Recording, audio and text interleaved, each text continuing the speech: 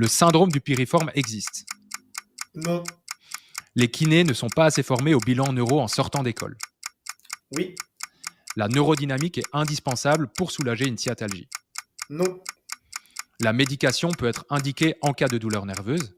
T'as dit peu, donc oui. Ouais. Les kinés en France sont assez valorisés. Non. Tu préfères souffrir d'une sciatalgie ou d'un canal carpien? Canal carpien, j'ai eu. Les massages sont inutiles en kiné. Non. La notion de nerf coincé est valable sur le plan morpho-anatomique. Comprimé, oui, au niveau du rachis.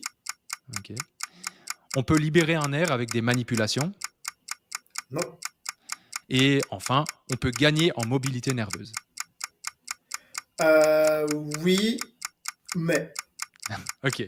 Hey, salut à tous, je suis super content de vous retrouver pour ce nouvel épisode d'Entendons. Aujourd'hui, on a le plaisir d'accueillir Brian Littré, qui est kinésithérapeute spécialisé dans les troubles neurovasculaires, mais aussi préparateur physique. Du coup, aujourd'hui, on va parler de comment faire un bon bilan neuro, de syndrome du piriforme, des vraies et fausses croyances, de neurodynamique, de sprint et bien d'autres choses encore. Allez, bon épisode. Ah, et avant que l'épisode commence, petit rappel sur ce qu'est Entendons. C'est simplement un podcast que tu vas pouvoir retrouver sur différentes plateformes d'écoute, Deezer, Apple Podcasts, Spotify, même YouTube en format vidéo, et qui a pour but au final de te partager des échanges entre experts et expertes dans leur domaine sur des sujets divers et variés gravitant autour de la kiné, mais pas que. Mais sur ce, ne perdons pas une minute et place à l'épisode. Let's go. Et salut Brian, écoute, merci beaucoup d'être aujourd'hui avec nous dans ce nouvel épisode d'Entendons. Voilà, avant de commencer ce podcast, est-ce que tu pourrais nous en dire un petit peu plus sur toi? Déjà, merci pour l'invitation, Augustin. Qui je suis? Je m'appelle donc Brian Littré, à la base kinésithérapeute français, mais maintenant je travaille en Suisse depuis début 2024. Je suis également préparateur physique spé dans le sprint. Et je suis donc physio-kiné depuis 2017.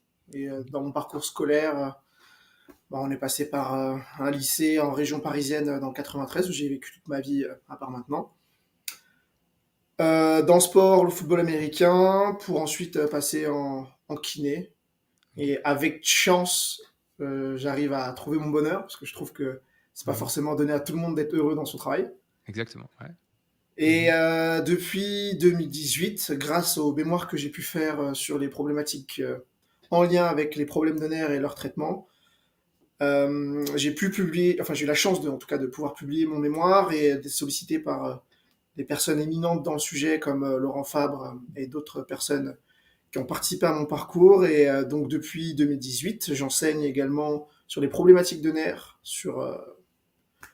pour la prise en charge en tout cas des problèmes de nerfs, que ce soit au kiné, au physio, aux ostéos, au chiro, parfois des médecins également. Ok. Et voilà. Ok, donc oui, c'est vrai que sur les réseaux, en tout cas moi c'est comme ça que je t'ai connu, ça fait pas mal de temps que je te suis quand même, je suis d'autant plus content de t'avoir aujourd'hui avec nous, et en parlant de formation et cetera, pour te suivre, je sais que tu as sorti, tu es quand même connu et reconnu pour ta formation sur le système nerveux énervé, si je dis bien son nom, qui aborde notamment des notions comme la neurodynamique, les neuropathies, les syndromes canalaires, etc. Et ma première question, c'est au final se demander qu'est-ce qui, toi, t'a poussé à t'intéresser à ce sujet finalement, et pourquoi est-ce que c'est important, selon toi aussi, de s'y former aujourd'hui en 2024 si on est kiné? Alors, comment je m'y suis intéressé? Déjà, grâce à mon mémoire, mais en Mhm. vrai, avant ça, je pourrais dire grâce à une expérience personnelle, où sur un plaquage d'un ami, alors, pour le coup, je sais plus c'est lequel de mes amis qui est parti au Canada, c'est Whitfield Mandan ou si c'est Jérémy Mouni, mais sur un plaquage, je me rappelle m'être relevé avec un bras totalement mort, paralysé. Ok. Et j'ai eu pas mal également de commotions cérébrales suite à la pratique de sport. Et donc, depuis mes 15 ans, globalement, j'ai tendance à avoir des douleurs neuropathiques. Ok. Je savais pas avant que c'était des douleurs neuropathiques. En tout cas, ça m'inquiétait pas forcément, mais donc c'était particulier. Et dans le cursus d'apprentissage en kinésithérapie, à force d'en apprendre sur les nerfs, j'ai compris que j'étais moi-même sujet à pas mal de ce type de douleurs et pas mal de ce type de problèmes, dans des proportions plutôt gérables et mesurées. Mhm. Et un gap s'est fait entre les connaissances que j'ai pu accumuler sur le sujet et les cours qu'on a pu avoir également sur le sujet. Un gap que je trouvais à la fois déraisonnable, parce Ouais. que je trouvais ça inadmissible qu'on puisse avoir une telle différence sur un sujet plutôt clair, plutôt, je vais pas dire simple, mais en tout cas pas si compliqué que ça. Mhm. Et de m'être rendu compte de ce gap, j'ai essayé de me pousser à me former un maximum sur le sujet, mais j'ai quand même observé qu'il y avait quand même des grosses lacunes de par les formations que j'ai pu faire sur le sujet. Et Mhm. de là, j'en ai proposé à Rémi Ollier, qui est à l'organisme de formation Shake Up, s'il acceptait que je puisse faire mon travail, enfin en tout cas, si je pouvais proposer une formation sur ce sujet. Il a eu l'aval donc de Laurent Fabre, qui a énormément participé également à mon évolution et à ma carrière professionnelle et également à ma réflexion sur le sujet. Mhm. Et c'est comme ça que je me suis lancé dans le bain et que j'ai essayé d'améliorer mes connaissances sur le sujet, améliorer la manière dont je les distribue également, Ouais. parce que c'est aussi important. Et est-ce que ce serait indispensable pour tout professionnel de santé à se former? Bien sûr que oui, je serais un menteur si je faisais le faux modeste. Même les Mhm. podologues s'y forment pour ne serait-ce qu'évaluer les pieds diabétiques. Pour un Ok. médecin, c'est indispensable, ne serait-ce que dans le triage des patients, pour savoir s'il y a des atteintes, par exemple, des paires crâniennes, pour savoir s'il y a peut-être un début de trouble plus grave ou moins grave, un syndrome de la queue de cheval ou une myélopathie, ou un canal lombaire étroit. Du Mhm. bilan, bien sûr, va également, comment dire, se dérouler le fait que même s'il y a le même diagnostic, est-ce que, au vu des éléments cliniques, ça nous oriente vers une prise en charge spécifique ou pas? En tout cas, Mhm. l'évaluation d'un système nerveux, à mon sens, est indispensable pour normalement tout professionnel de santé s'occupant de patients, que ce soit en Ouais. neuropédia, que ce soit dans les troubles vestibulaires, que ce Mhm. soit en musculo-squelettique, et en fait surtout en musculo-squelettique, en Ouais. neurocentral également pour voir l'évolution des troubles, en Mhm. gériatrie, indispensable, Ouais. pathologie sportive, même chose. Donc Ouais. pour moi, c'est un élément central dans une prise en charge kiné à, à avoir comme compétence pour ne serait-ce qu'être à l'aise également lorsqu'on tombe sur ce type de Mhm. problèmes qui peuvent être graves ou non. Ouais, c'est ça. Mais c'est vrai que, comme tu le soulignes, personnellement, moi, quand je suis sorti d'école, moi, le bilan neuro, c'était un truc, déjà, je trouvais ça hyper obscur. Je savais pas trop, enfin, je sais pas, j'ai un je c'était vraiment flou pour moi, c'était presque quelque chose que je redoutais un petit peu. Je me disais: «Oh là là», c'est directement ça me semblait directement hyper complexe, et au final, voilà, ici, vu qu'on a la chance de t'avoir avec nous, qu'est-ce qui, toi, tu dirais qu'il manque, pas super français, mais bon, hein, tu me comprends. Qu'est-ce qui manque au final dans le bilan neuro fait de façon classique généralement? Qu'est-ce qui manque généralement selon toi? Voilà, s'il y a des choses qui manquent généralement? Ou qu'est-ce qui caractérise aussi un bon bilan neuro, si on peut le voir ça comme ça aussi? Alors, c'est déjà juste le faire. Et quand je dis le faire, ça a l'air tout bête, Ouais. mais la plupart des gens juste ne le font pas. Ils se disent que ça Mmh. vaut pas le coup, ils se disent qu'il n'y a pas forcément de signe d'alerte pour aller explorer les problèmes de nerfs. Encore la semaine dernière, une patiente que j'avais à domicile, donc techniquement juste gériatrie, elle a juste eu une fracture lombaire il y a 2 ans et elle a un peu mal. Et en fait, on se rend compte qu'elle a un canal lombaire étroit et ça a totalement changé comment dire, la dynamique thérapeutique. Ouais, Mais déjà, un, ne serait-ce que juste le faire. ouais.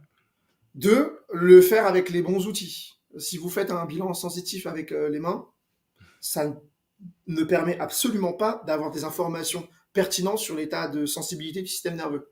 Parce qu'à la fois, comment dire, il y a des informations nociceptives et non nociceptives qui se croisent, un échange de température sur de chaleur, pardon, qui également qui peut s'opérer. Donc, je dirais juste déjà le faire, peut-être plus Mmh. régulièrement que ce que les gens font, et le faire correctement. Mais je dirais que c'est exactement comme la prise de tension. La Mmh. prise de tension, je suis pas sûr qu'on soit assez formé, un, à l'interpréter, deux, à vraiment la faire et à la faire correctement. Parce que la prendre assis, par exemple, ça amène à plein d'erreurs de mesure où, si ce n'est pas effectué dans les conditions telles que décrites par les recommandations internationales, on peut se trouver sur des faux positifs ou faux négatifs d'hypertension ou autre. Donc, OK. en fait, je dirais que c'est pas compliqué, mais ça demande de la rigueur. Mhm. Ouais. Mais c'est comme se brosser les dents, ça demande de la rigueur. Ouais. Mais Ouais. après, ça demande aussi de savoir l'interpréter. Et là, par contre, c'est, oui, plus complexe, mais c'est pas forcément compliqué. Et Ouais, ça, c'est c'est ce que ça. j'essaie de transmettre en général dans la formation, en vue à la fois des connaissances que j'ai pu accumuler Mhm. sur le terrain et à la fois des connaissances que j'ai pu accumuler également au sein de la littérature scientifique ou en parlant avec des neurochirurgiens, avec d'autres types d'autres corps de métier. Ok. Ouais, mais c'est intéressant quand tu parles de la prise de tension. Moi, personnellement, c'est quelque chose, dans l'école où je me suis formé, on m'a jamais sensibilisé à ça. Donc, au final, j'ai été sensibilisé à ça, notamment via, Antoine, enfin, sur Cerveau musclé, qu'on peut retrouver aussi Mhm. sur Insta, et ben, qui en parlait un moment et je discutais de ça avec lui et c'est là que lui, il m'a expliqué certaines choses. Bon, après, je connais pas tout à propos de cette prise de tension parce que je m'y suis pas formé entre guillemets, tu vois? Donc, d'ailleurs, j'attends toujours que tu viennes en Belgique pour donner ta formation. T'es chaud. Mais, Alors, donc c'est vraiment, c'est intéressant ce que tu dis parce que en fait, parfois quand on sort d'école, on croit qu'on sait tout faire et en fait, on se rend compte que, beh, pas tellement et que, comme tu dis, le bilan neuro, je pense que ça doit être quelque chose de très minutieux et avoir vraiment, je sais pas si toi, tu as un espèce de protocole ou quoi que tu suis systématiquement ou alors tu adaptes un petit peu selon le patient? bah, c'est à la fois, c'est ce que je donne en général après formation, juste Ouais, une feuille récap de qu'est-ce qu'il faut au minimum faire. ouais. Mais par contre, sur place, il faut savoir être adaptable et Mmh mh. malléable pour juste modifier parfois certaines procédures de test qui seront plus significatives dans certaines conditions plutôt que d'autres. Par exemple, un D'accord. canal lombaire étroit, si tu fais un bilan neuro allongé ou en flexion, il se Mmh mh. passera rien. Enfin, la majeure partie du temps, le bilan revient nickel. Par contre, Ouais. si une personne ayant un canal lombaire étroit, tu la mets en extension lombaire, il y a de grandes chances que tu retrouves un bilan neuro qui est quand même altéré. Mmh mh. Donc ça, c'est aussi avoir la flexibilité d'esprit. Mais au final, il y a la littérature qui nous permet de nous dire que ces possibilités existent, Mmh mh. permet d'être beaucoup plus précis avec les patients et d'offrir les meilleures possibilités, les meilleures options, de mieux réfléchir les problèmes, etc., etc. Donc OK. minutieux, oui, mais c'est pas non plus de l'horlogerie ou être mécanicien chez Toyota. Ouais, C'est c'est ça. juste Ouais. faire les choses correctement. C'est faire ses lacets, zipper son Mmh. kawaii pour éviter de se prendre trop la pluie. Ce sont des OK. choses simples, mais pourtant, j'ai eu les mêmes cours que tout le monde, je pense, qui étaient Mmh mh. catastrophiques Mmh mh. dans Ouais. la compréhension des problèmes de nerfs, où ça fait Mmh mh. peur Ouais. au début, parce qu'on se dit, dès qu'il y a un manque de force, oulala, drapeau rouge. Ouais. C'est absolument pas de cette manière qu'il faut le penser, le réfléchir et l'appliquer avec des patients. Mmh mh. Donc, je OK. comprends qu'il y ait aujourd'hui une gros, comment dire, peut-être un rejet, peut-être de la peur également envers juste l'analyse de ce système, mais pourtant, selon moi, c'est un point central de la prise en charge. Et même en discutant avec les formés ou autres, parce que sur Instagram, je fais pas mal de blagues et je prends du bon temps. Pour moi, ça sert à ça, sinon je ferme Instagram. Ouais. Bah, il y a peu de temps, j'ai pu faire un sondage sur les gens à peu près, qu'ils estiment le pourcentage de problèmes de nerfs qu'ils semblent observer au cabinet. Mmh mh. Et tous après la formation, au final, une fois qu'on sait correctement observer des problèmes de nerfs, bah, plus des trois quarts, c'était entre un tiers et plus de la moitié. Et il y avait un quart, c'était même plus de 50% de problèmes de nerfs. Souvent, les OK. ostéos voient beaucoup plus de types de problèmes de nerfs en lien avec les biais de sélection. Bref, ça, c'est OK. un autre sujet. Et Non, ils n'ont mais pas la écoute. traumato, donc forcément, le Mmh. musculo-squelettique avec juste des douleurs, ils l'ont beaucoup Mmh mh. plus que nous. Donc, Mmh mh. étant donné que Et les problèmes de nerfs en proportion sont augmentés pour ce type de population, c'est mmh mh. cohérent que ce soit dans une proportion plus augmentée. Ouais, c'est ça. OK et tu parlais de ta patiente qui au final avait un canal lombaire étroit. Qu'est-ce qui toi t'a fait tilter ou t'a fait penser à ça, peut-être pour les gens qui nous écoutent ou les kinés qui nous écoutent? Peut-être qu'ils ont aussi des personnes, âgées ou non qui en traitement ou quoi. Voilà, quelles sont les lumières qui se sont allumées, qui ont fait que tu t'es dit: «Tiens, ça sent ça». Qu'elle perdait l'équilibre OK. et qu'elle ne se sentait pas à l'aise pour marcher. Mais Mmh ça, mh. j'ai cette lumière qui s'est allumée parce que j'ai en tête également tous les cas cliniques que je lis régulièrement, toute la littérature qui montre que pour les patients avec des myélopathies cervicales ou des canaux lombaires étroits, c'est fréquent d'avoir des symptômes de chute, Mmh mh. enfin en tout cas d'avoir des chutes et des syndromes post-chute derrière. alors que cet équilibre et cette force dans les membres inférieurs peut revenir juste selon la position du rachis. Donc c'était Ouais. simple, j'ai testé avec la patiente, hein. Elle a Ok. vu tout de suite la différence. Ok. Et de là, en fait, on a continué de pousser et on a pris le temps de discuter autour du bilan qu'on avait pu faire ensemble.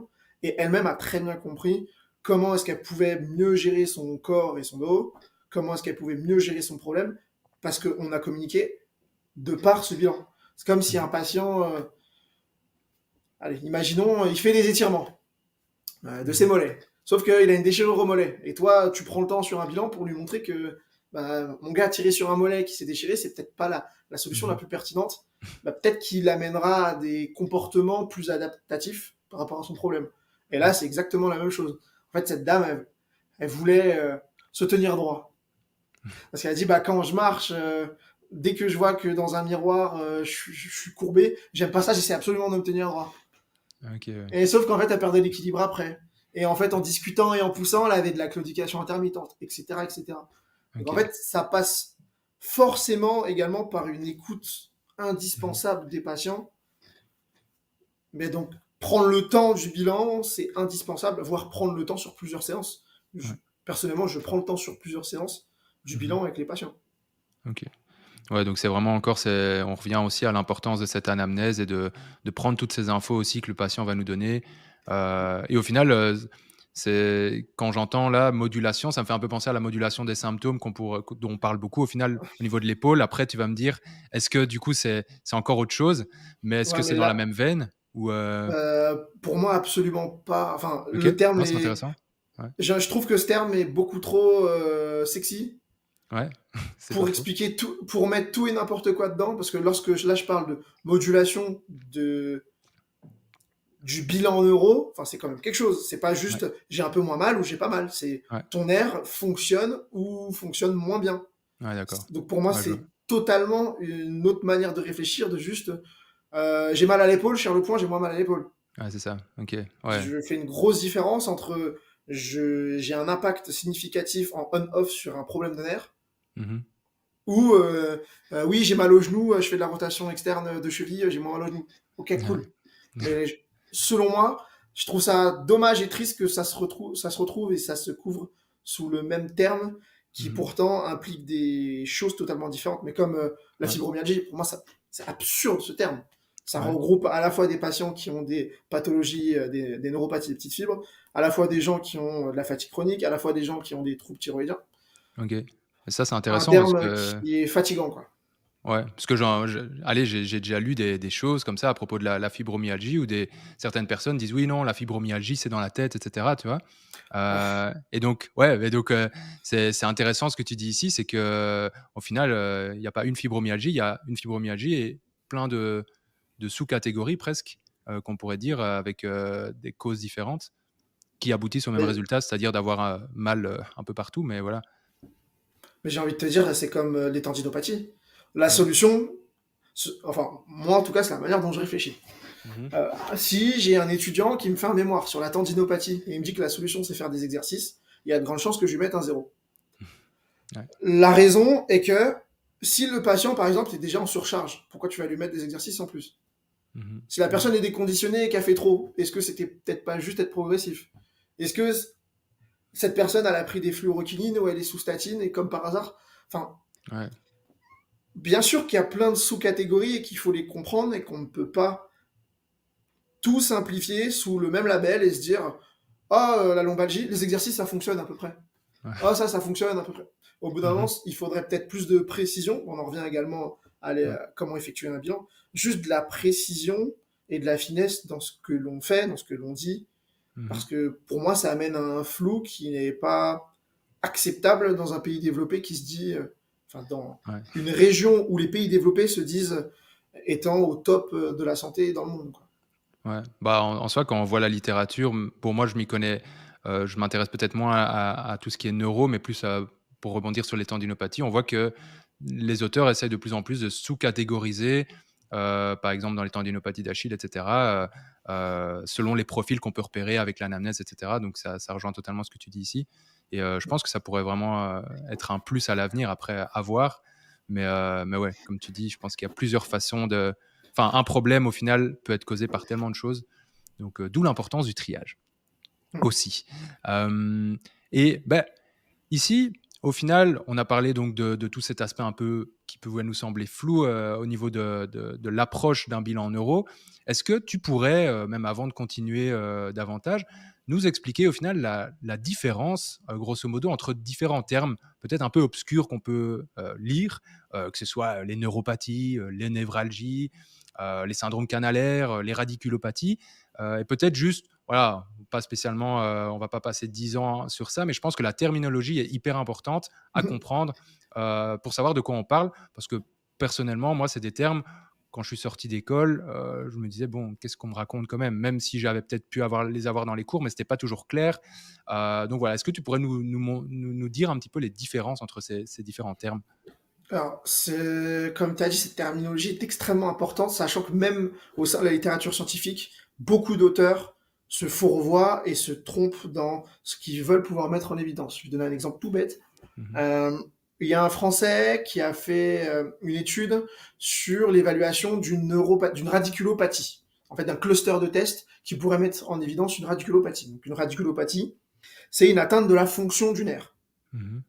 Ouais. au niveau d'une racine, à partir au moins une racine. Donc lorsqu'on parle de l'évaluation de la fonction du nerf, donc pathie, on est d'accord qu'il faut évaluer la fonction du nerf donc par un bilan neuro. Ouais. Donc, fonction, derrière il faut voir une flèche, il faut faire un bilan neuro. Les tests au sein de son étude, et même s'ils retrouvent une clinimétrie qui semble waouh, se sont faits uniquement sur des tests de douleur. C'est comme si vous essayez de peser une personne pour savoir quelle taille elle mesure.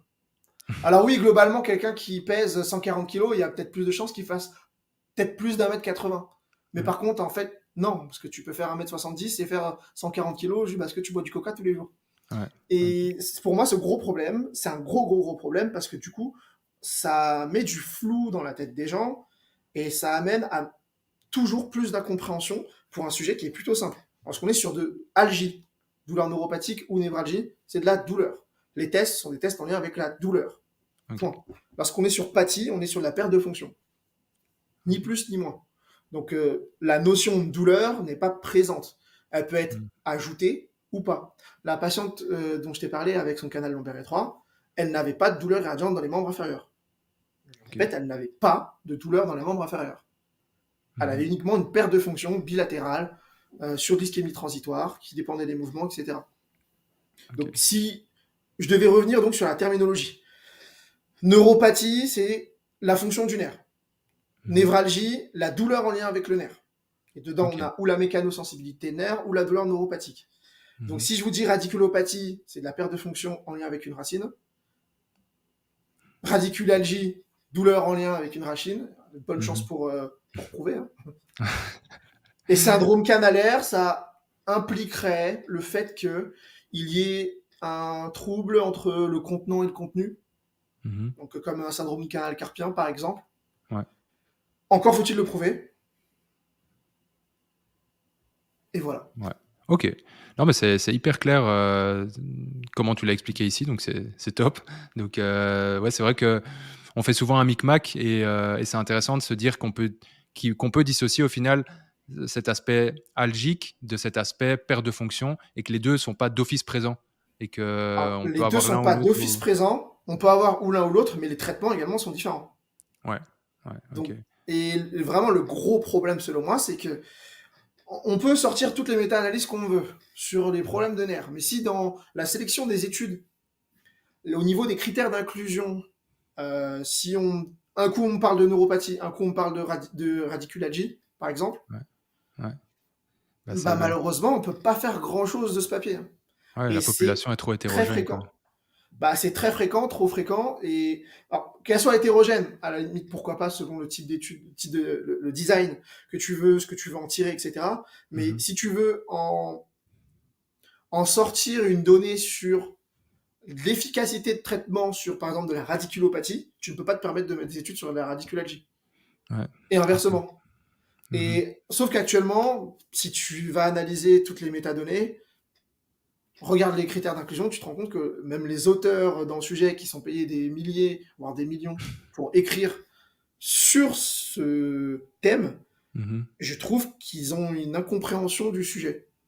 Et pourtant, on a des enfin ça c'est peut-être c'est à toi de me dire, mais pourtant on a des on a il y a moyen aujourd'hui de quand même différencier ces 2 choses.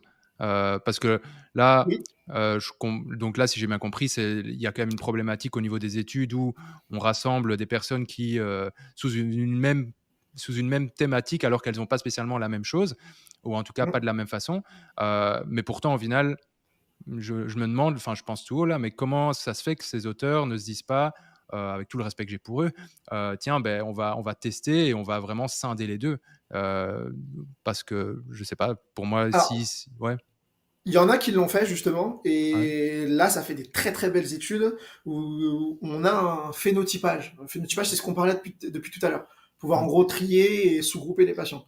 Et lorsqu'on a ce type de phénotypage, on se rend compte quel type de traitement est efficace pour quel type de sous-groupe. Donc, OK, ouais, il y en a qui le font, ils sont très peu à le faire. ouais, Et il y a aussi mmh, toujours la question de, ouais, mais si le patient est dans un groupe mixte, enfin, pardon, si le patient a des caractéristiques de plusieurs groupes également. Bah là, mmh, c'est maintenant aux cliniciens aussi d'être intelligent et de réflair qu'est-ce qu'ils vont mmh, prioriser. Est-ce que la priorité c'est d'avoir mal ou est-ce que la priorité c'est de pas pouvoir utiliser tes releveurs? Je ouais, laisse les gens répondre, mais au bout d'un moment ouais, aussi, il faut une certaine jugeote et être sur le mmh, terrain pour se rendre compte de la priorité mmh, clinique. ouais, OK. Et bah, écoute, ça c'est hyper intéressant, comme quoi il faut avant de lire, l'étude aussi, enfin, c'est en la lisant qu'on le découvre, mais avant de regarder la conclusion, il faut aussi, avant tout au final, regarder les critères d'inclusion et savoir de qui on parle parce que ça je peux rebondir sur ce fait-là de se dire, au final, le titre de l'étude ne veut parfois, pas dire grand-chose si on s'y fie uniquement Mm. parce que ce qu'il y a à l'intérieur parfois n'a pas grand-chose à voir. D'où Oui, l'importance au final de lire les études, plus que l'abstract ou le résumé, parce que je pense qu'on est dans une ère là où voilà, sur les réseaux, et cetera, on publie beaucoup de choses, et des résumés d'études, et cetera. Moi, je le fais aussi. Je suis le premier à mettre en avant des études, mais voilà, je pense que parfois, il faut vraiment se méfier de ça et aller lire un peu ce qu'on nous expose, ce que j'expose également, hein, parce que je prétends pas ne jamais faire d'erreur. Mais ouais, c'est un point intéressant, je trouve, à soulever. Bah, écoute, là, j'ai envie qu'on aborde un sujet que je trouve hyper intéressant et je pense qu'il va t'intéresser aussi, parce que j'ai vu une conférence de toi en 2022 qui parlait du fameux syndrome du piriforme. Alors, oui, moi, j'ai trouvé ça hyper intéressant, et ben voilà, je pense que ceux qui nous écoutent, ça va les intéresser également parce que j'ai encore eu, il y a pas longtemps, une amie médecin qui m'avait envoyé, une patiente avec syndrome du piriforme écrit sur la prescription et j'avais pas encore vu ta conférence et donc maintenant j'ai un petit peu plus d'idées de quoi en penser, mais j'aimerais bien un petit peu que tu nous exposes au final, toi, en 2024, qu'est-ce que tu penses du syndrome du piriforme au regard de ton expérience, mais aussi peut-être de la littérature que tu as pu lire, parce qu'on lit de tout et son contraire. Ça existe pas, ça existe un petit peu.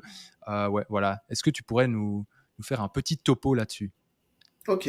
Alors je vais d'abord ne pas te donner mon avis, je te donne mon avis uniquement à la fin. Que Trop les gens bien. se rendent compte vraiment que, je fais bien une distinction entre mes croyances Ouais, et ce dont l'on est plutôt sûr en 2024 au vu des données. ouais, On est plutôt sûr que la Terre est plutôt ronde, ouais, est plutôt une sphère. On est ouais. plutôt sûr, je crois. Normalement, c'est Voilà. si on m'a pas menti. Alors, euh, alors le syndrome du piriforme, c'est une croyance extrêmement répandue chez les physios Mmh. que le nerf sciatique serait comprimé, pourrait être comprimé proche du muscle piriforme par ce même muscle piriforme. Sauf que déjà depuis les années 1943, certains chirurgiens ont analysé et ont opéré des patients pouvant avoir des schémas cliniques que l'on considérait comme des syndromes du piriforme, c'est-à-dire douleur dans la fesse, à la contraction, à l'étirement, dès que la personne est longtemps assise. Bref, il y a certains tests qui, en tout cas, regroupent un schéma de patients qui ont souvent la même présentation clinique. Et ils se sont rendus compte que on ne trouvait pas forcément de muscles de piriforme très contractés ou autres. Parfois, il y avait des bandes fibreuses, et parfois, il y avait surtout des trucs qui puent. Mmh. Quand je dis des trucs qui puent, c'est des diagnostics plutôt sombres. Mmh. Les années ont passé, toujours pas mal d'études sur le sujet qui montraient que non, il n'y avait rien. Oui, il y a des variations anatomiques qui font que tu as une branche du nerf sciatique qui passe dans le muscle ou pas. Ça change absolument rien changé sur la prévalence de ce schéma clinique. Et il y a même 2 études extrêmement intéressantes faites en Grèce, Staffiou et collaborateurs, qui pendant 10 ans ont pris tous les patients avec ce schéma clinique de syndrome du piriforme. Et tous ces patients, ils leur ont fait passer des examens de manière systématique. Bon, la plupart, en fait, ont une résolution spontanée des problèmes, des troubles.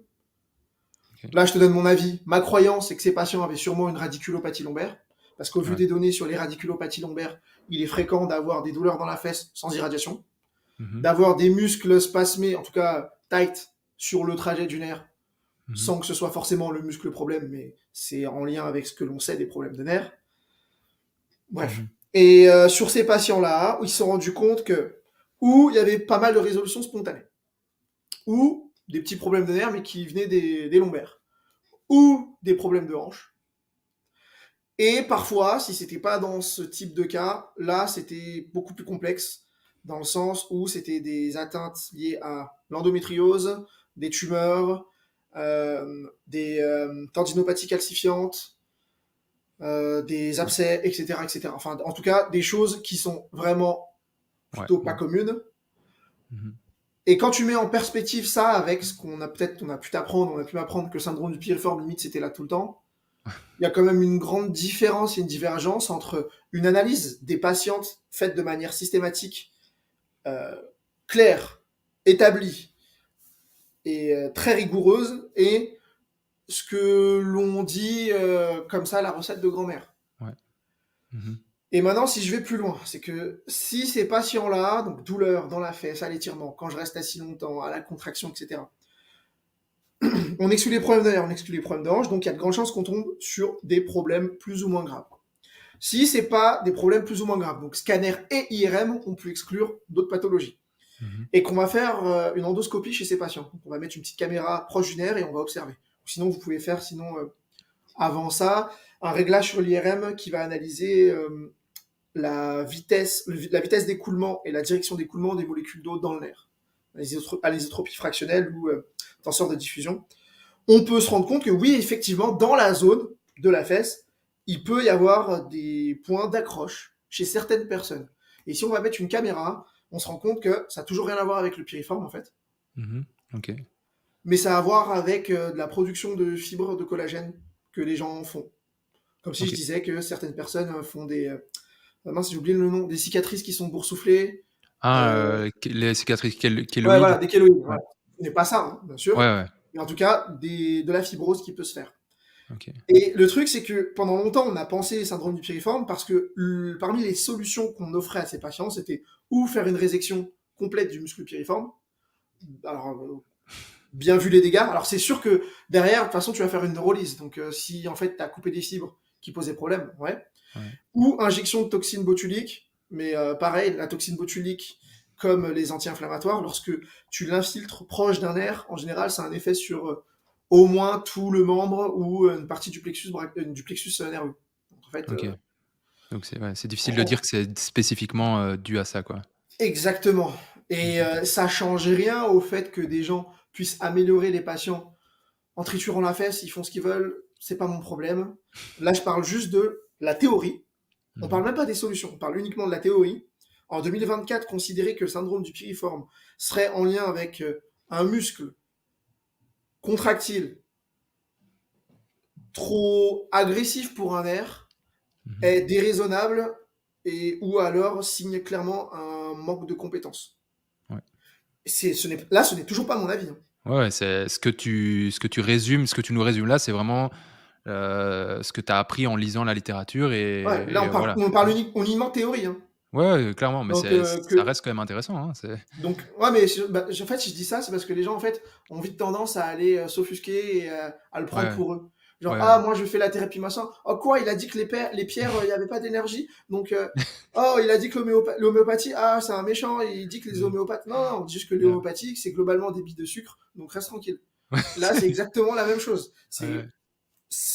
Alors, rappelez-vous que c'est pas de mon fait, hein. Ce sont des dizaines de milliers, ah, j'abuse, des centaines en tout cas de data bien faites, en Mhm. lien avec l'étude de la théorie Mhm. qui démontre ou qui échoue à démontrer qu'un muscle serait problématique. Mhm. Et bah, il y a un truc que j'ai dit dans la conf également qui est plutôt cohérent. Si un muscle était trop puissant, alors d'ailleurs qu'on trouve nulle part un muscle qui est en général trop puissant pour embêter un nerf, ou alors on appelle ça un syndrome d'éloge. Et là, c'est tout un autre problème. Du coup, ce n'est pas un syndrome canalaire, c'est un syndrome d'éloge. Ouais. Et Mhm. c'est autre chose. Mais si un muscle trop puissant, trop contractile, poserait plus facilement des problèmes à des nerfs, Mhm. quid des bodybuilders? Ouais. Est-ce que toutes les personnes qui prennent de l'hormone de croissance, qui prennent de l'anabol, du dianabol ou clenbutérol ont des problèmes de nerfs? Là, si la prévalence des problèmes de nerfs n'est pas augmentée chez eux, d'emblée, la théorie, elle semble plutôt compromise. Ouais. Sinon, Ronnie Coleman, il en aurait des, il en aurait des problèmes hein, quand tu vois la Bah masse. sinon, alors oui, il y a des bodybuilders qui ont des problèmes, mais en général, c'est des problèmes métaboliques en lien avec les Ouais, problèmes de nerfs. Ce ne sont c'est pas ça. forcément des syndromes canalaires. Ouais. Or, pour certains types d'hormones de croissance, pour le syndrome carpien, puisqu'on a une augmentation de l'épaisseur de la gaine et ou des tendons. Mais on est Ok. sur totalement autre chose. Mhm. Donc mon avis en lien avec le syndrome du piriforme, bah, en fait c'est exactement le même que les données de la littérature. En 2024, il est déraisonnable même d'imaginer ça. Et si je le vois sur une prescription médicale ou si quelqu'un m'en parle, je me dis ou qu'il a des croyances ancrées plutôt importantes, Mhm. ou qu'il a un peu de manque de connaissances sur le sujet, Mhm. Ouais. Ouais. mais qu'il y a un problème en lien avec la personne, mais pas la théorie, parce que la théorie, c'est un peu comme la Terre est ronde. Hein. On Ouais. le sait, pourtant, il faut qu'il y a un quart des Américains qui pensent que la Terre est plate. Ouais. Ok, donc en fait, ce terme de syndrome du piriforme, c'est en tout cas, même si ça existe, ou en tout cas si mécaniquement, on ne sait jamais, c'est en tout cas pas aussi, ce sera en tout cas pas aussi fréquent que ce que on le voit actuellement, parce que j'ai l'impression que au final c'est un peu un truc fourre-tout, et puis je trouve ça plutôt anxiogène de se dire, et que le patient se dise merde, j'ai un truc coincé entre mon muscle, qu'est-ce que je vais faire? Voilà, il faut l'enlever, il faut le machin. Donc c'est plutôt chouette d'avoir ce retour-là de ta part, de se dire ok, au regard de ce qu'on sait aujourd'hui, bah, c'est probablement pas ce qui se passe réellement. Mais du coup, on peut se demander qu'est-ce qui se passe parce que les symptômes sont quand même là. Bah, qu'est-ce qui se passe? Je l'ai décrit tout à l'heure. Hein. Ouais, c'est ça. Donc en fait, c'est C'est les autres diagnostics. le bilan à bien faire, déjà. Ok. Le bilan à bien faire. Et parfois, Mhm. c'est juste un peu d'irritabilité de nerfs, et j'ai envie de dire qu'il n'y a même pas de diagnostic, il y a une irritabilité de nerfs. Ouais. Et là, pareil, au clinicien d'être flexible sur le changement de raisonnement clinique, arrêter d'être absolument dans un raisonnement clinique pathogénique. On veut Mhm. chercher un diagnostic, on veut trouver qu'est-ce qui se passe, ou blablabla, mais juste passer en mode salutogénique où j'ai exclu les choses les plus chiantes et les plus graves. Quelle Mhm. solution je peux offrir au patient pour l'aider? Parce que Ouais. techniquement, ma patiente dont je t'ai parlé avec son canal lombaire étroit, Mhm. la taille de son canal, moi, je ne l'ai pas changé. Mhm. On est d'accord. Je serais Ouais. vraiment fou si je disais que j'avais changé la situation de son canal. Par contre, on a pu faire en sorte que son air, en tout cas, soit beaucoup plus confort pour elle au quotidien, qu'elle fasse des choses bonnes pour elle, etc., etc. Ok, Donc, ouais. c'est aussi être Mais flexible sur la manière de réfléchir, parce que en tant que thérapeute manuel, on est vite à sauter sur oh, la mhm. dysfonction, le manque de mobilité. Ouais. Surtout en Belgique, vous aimez trop la thérapie manuelle. J'avoue que je plaide coupable vu que entre guillemets je me suis formé à ça. J'ai fait 2 ans après en thérapie manuelle. Mais c'est vrai que c'est intéressant ce que tu dis dans le sens où enfin moi en tout cas j'avais cette croyance là, je l'avoue, que quelqu'un qui avait une mécanosensibilité, une sensibilité au niveau des nerfs, pour moi c'était à l'époque d'office, en tout cas souvent en lien avec quelque chose de compressif ou de quelque chose qui poussait sur le nerf. Et en ce moment, je lisais un livre qui est hyper intéressant du groupe Neue Group, c'est ceux qui ont écrit Explain Pain, etc., qui ont écrit, j'arrive jamais à le dire, Bodily Relearning. Bon, j'arrive pas trop à le dire, mais hein, hyper intéressant, ce qui parle un peu au final, de ces douleurs nerveuses, de la sensibilisation centrale, etc., et qui raconte qu'au final, tu peux avoir une mécanosensibilité juste par une espèce d'inflammation, mais qui n'est pas du tout en lien avec d'office quelque chose de compressif. Et du coup, ça explique que certaines personnes ont une mécanosensibilité hyper élevée, mais qu'au final, il n'y a pas spécialement une hernie ou un nerf qui est complètement déchiré ou j'en sais rien.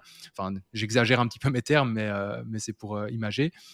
Et donc ça, je trouvais ça assez intéressant et ça rejoint un petit peu cette histoire de syndrome du piriforme où effectivement, bah, oui, on peut avoir une mécanosensibilité aussi sans avoir les muscles qui serrent autour. Donc voilà, c'est voilà, petit Mais aparté. je, mais je trouve que le gros problème, c'est qu'on nous apprend tout de par l'anatomie, la biomécanique, Mhm. en oubliant la physiologie. Et sauf que dans le modèle biopsychosocial, le bio, ça n'a rien à voir avec la biomécanique. Ouais. C'est la Mhm. biologie. Et on a beaucoup plus de liens et de liens entre la douleur et la chimie qu'entre la Ouais. douleur et la mécanique, hein. Ouais. Et ça, il faut que les gens le comprennent, parce que vous me donnez quelques gouttes de fentanyl, allez, on va dire, donnez-moi 1 gramme de fentanyl, je tue quelqu'un. Ouais. C'est Ouais. tout con, mais ça, il faut l'intégrer, que la chimie est beaucoup plus en lien avec le fait d'avoir des douleurs ou parfois des pertes de fonction, mais la perte de fonction, un peu plus la compression, Mhm. pour peut-être remettre au centre l'évaluation des systèmes plutôt que s'imaginer une biomécanique. Au final, on peut pas voir, on peut pas voir avec nos yeux. Deux, selon l'âge, la biomécanique des surfaces articulaires vont changer. Mhm. 3, on a des variations, on sait, entre populations. On a énormément de données ethnographiques entre les populations asiatiques, les populations caucasiennes, les populations d'Afrique noire subsaharienne, ou par exemple, un truc tout bête, hein, la pente sacrée n'est absolument pas la même selon si tu viens du Cameroun ou selon si tu viens du Vietnam. Ok. Et c'est OK. Mais du coup, nous, en tant que physio, avec nos yeux de biomécaniciens qui ont, d'ailleurs, c'est pas trop des yeux IRM, on Ouais. pense vraiment pouvoir appliquer des règles à des corps aussi différents. Je Ouais. trouve ça présomptueux. Je suis totalement d'accord. Ouais. Et le Voilà. problème, c'est qu'on voit encore beaucoup ça sur les réseaux malgré tout. Cette approche au final mécanique, etc., enfin mécaniste même. Et personnellement, c'est quelque chose contre lequel j'essaye de me battre à ma petite échelle parce qu'il n'y a rien qui m'insupporte plus, enfin m'insupporte c'est peut-être un peu fort, mais enfin oui, quoi que, quand même, que des gens qui se persuadent et qui persuadent les patients qu'ils remettent des choses en place, etc. Aujourd'hui, j'ai l'impression que ça se démocratise le fait qu'en fait, on n'a pas autant de super pouvoirs que l'on aimerait. Mais ça me tue toujours qu'encore en 2024, il y ait encore des thérapeutes qui se persuadent corps et âme qu'ils sentent précisément une mobilité du sacrum, de la sacro-iliaque. Enfin, Mm. ça, c'est d'autres considérations, tu vas me dire. Mais c'est vraiment tout cet aspect-là qui, je pense, au final, est délétère pour le métier à long terme. Parce que si on reste dans cette vision mécaniste, je pense qu'on passera à côté de beaucoup de choses. Ça nous Et décrédibilise. voilà, et je pense que c'était bien il y a 10 ans, il y a 15 ans. Mais là, le livre dont je parlais ici, bon, j'ai pas d'action pour le vendre, hein, et il l'explique très bien, qu'en fait, il parle de système nerveux immunitaire, etc., enfin neuro-immunitaire, et c'est pas pour rien, en fait, et tout le livre est au final à propos de ça, quasi, et c'est hyper intéressant, et ça ouvre tellement les champs des possibles, et ce que j'aimais bien que tu dises, quand tu disais, c'était, en fait, faut arrêter donc de voir tout cet aspect mécaniste et de sortir un petit peu et juste de voir peut-être au travers aussi du mouvement, etc., et de ramener la personne à sa fonction au lieu de se dire on va d'office fixer quelque chose avec nos mains ou on a quelque chose à remettre en place.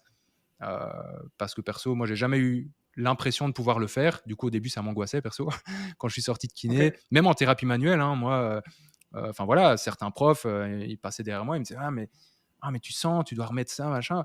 Enfin, et en fait, moi, je m'y suis jamais retrouvé dans cette vision-là. Mhm. Voilà, sinon, j'ai appris des choses très intéressantes, hein, mais c'est vraiment cet aspect manuel. J'ai l'impression que personnellement, je le vois totalement différemment maintenant que par le passé. Et enfin bon, après, chacun voit midi devant sa porte, hein, comme on dit, mais voilà.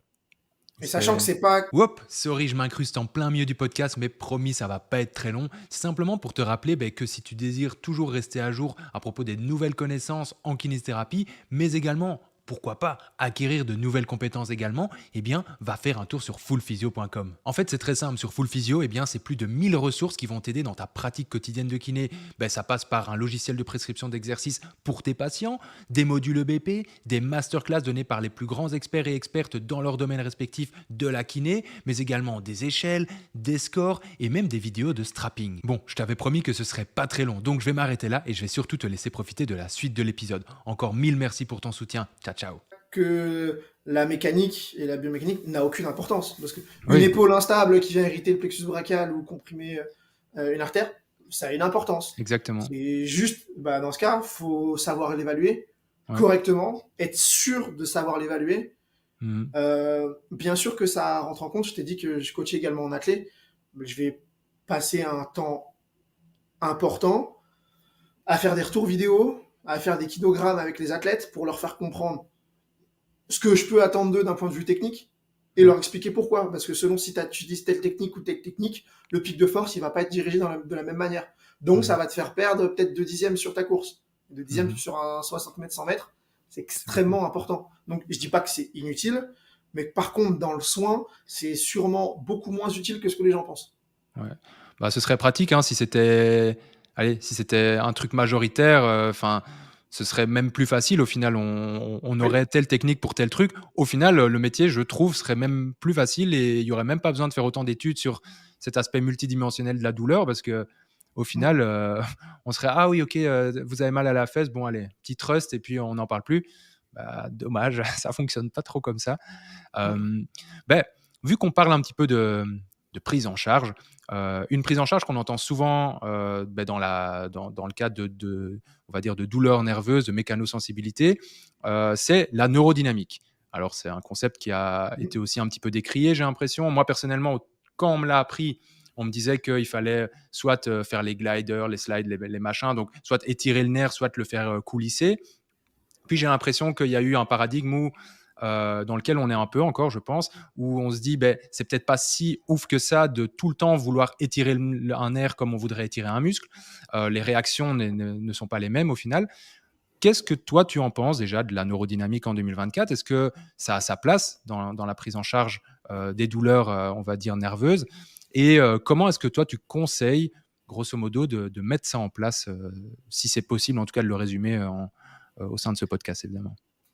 Alors, toujours pareil, juste revenir aux bases. Ouais. Dans les années 80, 1980, il y a David Butler et Michael Shacklock, Michael Shacklock, oui, Ouais. qui ont écrit un livre, Nervous System Mobilization. Je crois qu'il est sorti en 80. Je sais pas si c'est en 89 ou en 91 qu'il est sorti. Je ne sais plus. David Butler, donc qui fait partie de notre groupe, a lui-même décrit que c'était, selon lui, l'une des pires erreurs de sa vie. Ah ouais. Dans le sens où il a donné de la crédibilité à quelqu'un qui était trop mécaniste. Où pour lui, dès qu'il y avait un problème de nerf, c'était absolument qu'il y avait un problème de coulissage de nerfs, de l'adhérence de nerfs, ce qui est plutôt faux actuellement. Bref. Et du coup, si déjà juste on revient sur le terme, la neurodynamique, en fait, c'est juste un concept. Et le concept, il est plutôt vrai d'un point de vue théorique. Enfin, il est vrai. Il existe une relation entre la physiologie du nerf, comment est-ce qu'un nerf fonctionne, et sa biomécanique. Oui. Ouais. Enfin, voilà. Là, pour le coup, c'est juste ça, la neurodynamique. La réponse est oui. Vu que c'est une théorie. Voilà. La Terre est ronde. Oui. La gravité. Oui. Oui. Ouais. C'est exactement ça. Maintenant, parmi les propositions de traitement de Shacklock, de Shacklock et tous ceux qui en ont dérivé, dans les cours en thérapie manuelle, c'est malheureusement beaucoup repris de ces pensées. C'était d'aller faire glisser le nerf, puis d'aller tirer sur le nerf parce que il y aurait besoin. Ouais. Si on a parlé la dernière fois, tout à l'heure de phénotypage, de personnes qui ont pu compartimenter les types de problèmes de nerfs et offrir des traitements. On s'est rendu compte que si tu offres ce type de traitement à tous les patients différents avec des problèmes de nerfs, ça marche que dans un sous-groupe. Donc déjà, est-ce que ça a de l'importance ? Oui. Chez tous, absolument pas. Tout va dépendre de comment est-ce qu'on fait un bilan et comment est-ce qu'on sait donner quelle molécule, pardon. Justement, c'était l'analogie que j'avais, c'est comme pour un médicament, tu vas pas forcément donner absolument la même molécule pour tout le monde. Là, c'est pareil, le traitement va dépendre du cadre clinique du patient. Okay. Donc, est-ce que ça a une importance ? Oui. Et heureusement, maintenant, j'ai l'impression, je pense, c'est ma croyance, que Laurent Fabre et moi avons contribué à ça, à faire expliquer aux gens que Ce n'est pas nécessaire de vouloir absolument jouer avec les nerfs, déjà si c'est pas le bon sous-groupe, Ouais. Ok. mais aussi parce que ça en fait flamber énormément. Mhm. Ouais, Parce ça que, réagit pas de la même façon qu'un muscle, quoi. ouais, si tu vas faire ça chez quelqu'un qui a une douleur neuropathique plutôt Mhm. importante, il y a de grandes chances que ça le fasse flamber. J'ai pas dit que ça va le faire flamber tout le temps, hein. Mhm. On connaît tout le monde qui va dire ah mais moi ça a marché sur mon patient, ok, mais il y en a combien chez qui ça a pas marché et qui se retrouvent chez les voisins parce que tu l'as fait flamber. Mhm. Ouais. Ouais, non, clairement. Donc j'ai envie de te dire que la théorie techniquement elle est plutôt claire, hein. Oui, il y Ouais. a une relation entre comment tu fais bouger un système nerveux et comment est-ce qu'il fonctionne. Ouais. Maintenant c'est en fait les humains comment est-ce qu'ils comprennent et comment est-ce qu'ils s'en servent. Mhm. Ouais. Et donc les tests, quand on dit par exemple les tests neurodynamiques, parce que tu disais oui voilà, faire glisser les nerfs, et cetera, est-ce que c'est vraiment plausible? Au final, on pourrait se dire Oui, peut-être que la donc ça c'est plausible, donc faire glisser les de nerfs. faire bouger un nerf. Ouais, Bah, ouais, tu plies le coude, ouais, ton nerf ulnaire, il a un peu plus de tension. On a ouais, beaucoup c'est ça. d'études cadavériques, puis des études sur l'humain vivant, à la mesure à l'électrogoniomètre pour l'étude cadavérique, ou tout simplement au Doppler, où tu te rends compte que oui, il y a du jeu pour le nerf pour bouger de manière transversale et longitudinale. Donc ça, OK. c'est un fait. C'est que, voilà, la théorie, la Ouais, réponse est oui. ouais, c'est ça. OK. Parce que les auteurs du livre que j'ai lu, ils disaient, voilà, nous on considère qu'un test neurodynamique par exemple, ça évalue avant tout. Tout ce qu'on peut dire, c'est surtout la mécanosensibilité du nerf, donc à quel point Oui, le système nerveux du patient est sensible. et méga sensible. Et après, eux, ils semblaient s'arrêter là en disant, ben, et à part ça, on ne sait pas dire grand-chose parce que on peut avoir des troubles de mécanosensibilité sans pour autant avoir des troubles de mobilité du nerf. Donc, enfin, ils essayaient de faire un peu cette Oui. distinction-là. Et donc, voilà, je trouvais ça intéressant de souligner ce Mm. point-là. Ouais, et c'est ça que j'aime bien, c'est qu'ils ont été clairs, ils n'ont pas débordé sur le fait que ça évalue de la mécanosensibilité, point. Ouais. Ouais. Mais ça n'évalue pas si j'ai une neuropathie, ça n'évalue pas s'il y a une hernie discale, ça évalue Mm. pas si il y a une intoxication médicamenteuse. Si je te prends Mhm. mon exemple, donc je te dis Ouais. depuis mes 15 ans, clairement, j'ai des nerfs plutôt sensibles que je gère très bien. OK. Par contre, si je décide d'aller en Belgique, avec toi, on va à Liège et on boit de la bière gaufrée, excellent. Je sais que je risque d'avoir les nerfs beaucoup plus sensibles durant les jours qui vont suivre. Et je le sais parce que je l'ai testé. Je suis OK. sensible à l'alcool. C'est la mécanosensibilité, en fait, elle est chimiosensible et mécanosensible. Et les tests de mécanosensibilité, donc les tests neurodynamiques, c'est juste Mhm. mettre une contrainte mécanique sur le système Mhm. nerveux et évaluer si chez ton patient, cela semble reproduire les symptômes qu'il connaît. En gros, OK. tout le monde a de la mécanosensibilité en moyenne globalement, Ouais. mais est-ce que cette mécanosensibilité semble problématique chez toi, oui ou non? C'est juste ça, ma question. Mhm. Ouais, c'est ça. Ouais, mais c'est intéressant parce que si je dois prendre mon exemple pour, parler, on va dire, d'un cas clinique que, du coup, c'est moi.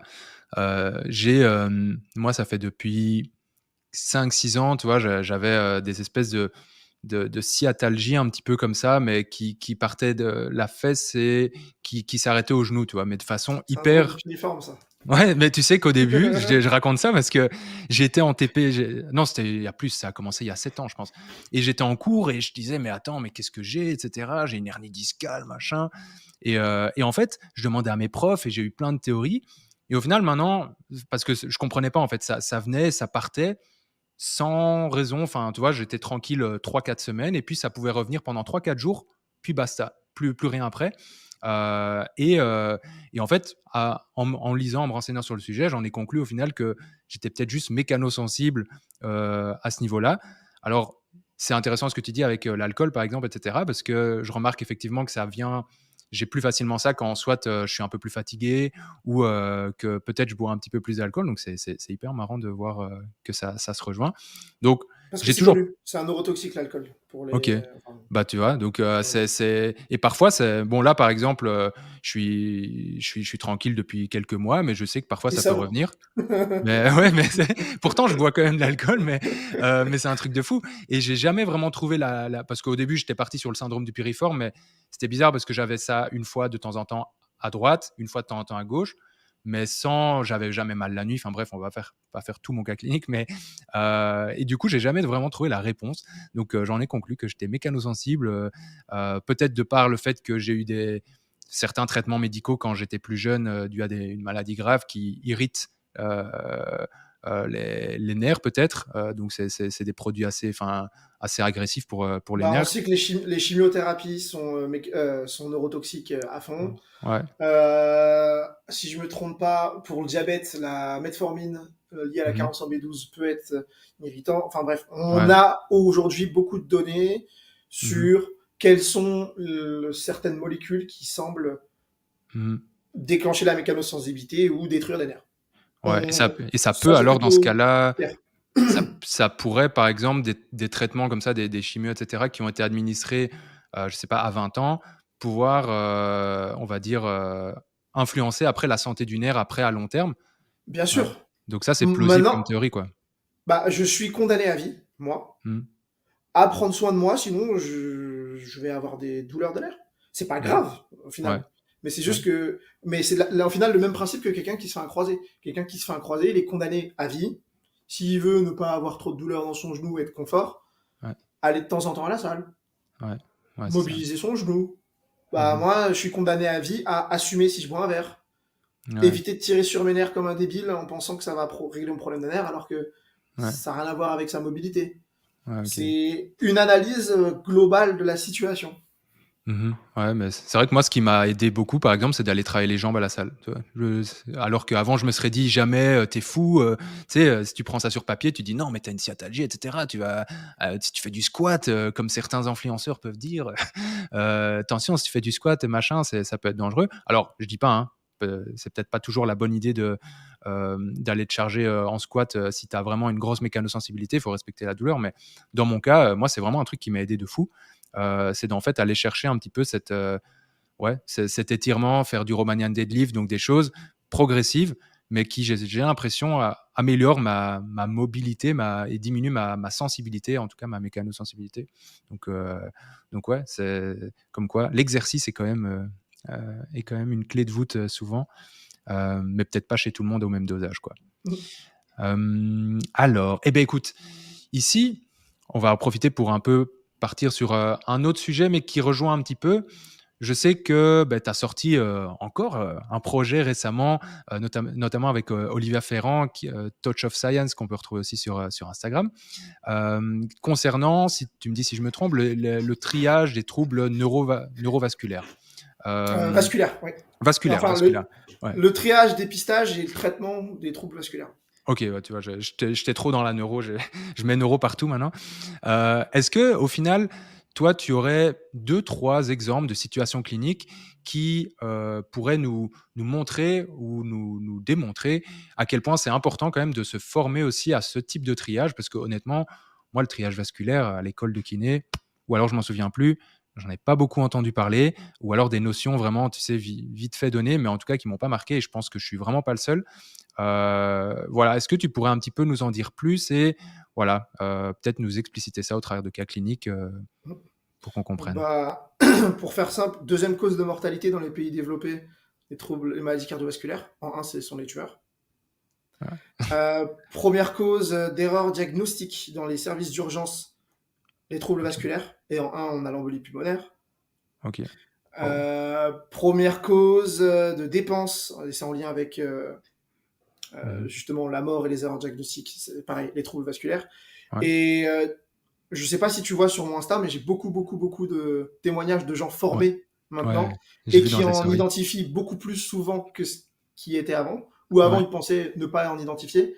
Et en fait, actuellement, ils se rendent compte que merde, en fait, il y a énormément de patients qui sont sur le fil du rasoir, Mhm. mais qui ont des troubles vasculaires qui nécessitent une prise en charge. Ok, ouais. Et la manière dont moi je m'y suis intéressé, c'est que déjà, ne serait-ce que pour faire un diagnostic différentiel entre une douleur irradiante dans la jambe pour un problème de nerf ou pour un problème vasculaire, il faut savoir faire les deux évaluations. Ouais. Donc, Mhm. pas le Ouais. choix. Et il y a quand même des cas qui m'ont marqué. Je vais prendre le cas, par exemple, du frère d'un ami. On lui a dit que c'était des périostites, douleurs dans les jambes depuis des années. Sauf qu'en fait, je m'y connaissais dans le syndrome des loges. Bingo, c'était absolument un syndrome des loges. Ok. Ouais, mais ça ressemblait à une périostite. Oui, mais en fait, la plupart des syndromes des loges antéro-externes ressemblent totalement à des périostites. Donc, en fait, les troubles vasculaires, ça fait pas forcément des signes cliniques qui disent Mhm. c'est bon, c'est vasculaire. En fait, Ouais. la plupart des troubles vasculaires ça se range dans musculo-squelettique, et si tu sais le voir, très bien. Si tu sais pas le voir, tant pis. Ouais. Et j'ai pu travailler pendant un certain temps avec un centre de service antidouleur où on m'a envoyé les patients en consultation externe. Et pour les patients catégorisés comme chroniques, Ouais. une partie énorme en fait avait juste des problèmes de nerfs mal identifiés et le traitement était facile. Et je trouve ça Ok. déjà frustrant. Ouais. L'autre partie, c'était des troubles vasculaires. Et une autre partie, c'était vraiment un système nerveux méga sensible qu'il fallait gérer. Mais au final, Mhm. les patients avec uniquement un système nerveux méga sensible, c'était plutôt rare. Et même les personnes qui travaillent dans ce sujet, comme Rémi Ollier, Mhm. disent également, ouais, en fait, il faut peut-être d'abord savoir faire un bon triage avant d'étiqueter les patients, c'est bon, tu as de la douleur chronique. Et Ok. j'ai plein de cas cliniques de patients, que ce soit à l'oral, pardon, à l'oral en audio, Mhm. écrit ou autre. Tiens, le cas d'une patiente, là, on lui a dit que c'était une déchirure à la cuisse, c'était une kiné en plus, une Corse qui, à chaque fois qu'elle faisait des sorties longues, ou pas, c'était variable, elle avait énormément de douleur dans la cuisse. Elle comprenait pas pourquoi, Mhm. sauf que je lui ai demandé déjà de reproduire certains tests, on était en visio, et je lui ai dit, va me faire un angioscanner, bingo, elle avait de l'endofibrose de l'aorte, pardon, pas de l'aorte, pardon, de l'artère iliaque externe, Mhm. et une sténose également de l'autre côté, un début de sténose. Mais ça, c'était toujours étiqueté comme douleur chronique. On l'a laissé galérer, sauf qu'il faut aussi être conscient que les patients avec des troubles vasculaires, chaque année, vous multipliez leur risque de mourir de Mhm. pathologie cardiovasculaire. Ok. Donc d'où l'urgence C'est de un quand même. cercle. Ouais. En fait, c'est un cercle vicieux. Il y a des gens, ils peuvent être sous insuffisance cardiaque pendant des années. Mhm. Mais si tu t'amènes ta voiture sur l'autoroute, ta Clio 2, tu la montes à 200 km/h et tu changes jamais la vitesse. La question que tu te poses, c'est pas quand est-ce que tu vas arriver, c'est juste quand est-ce que ça va lâcher.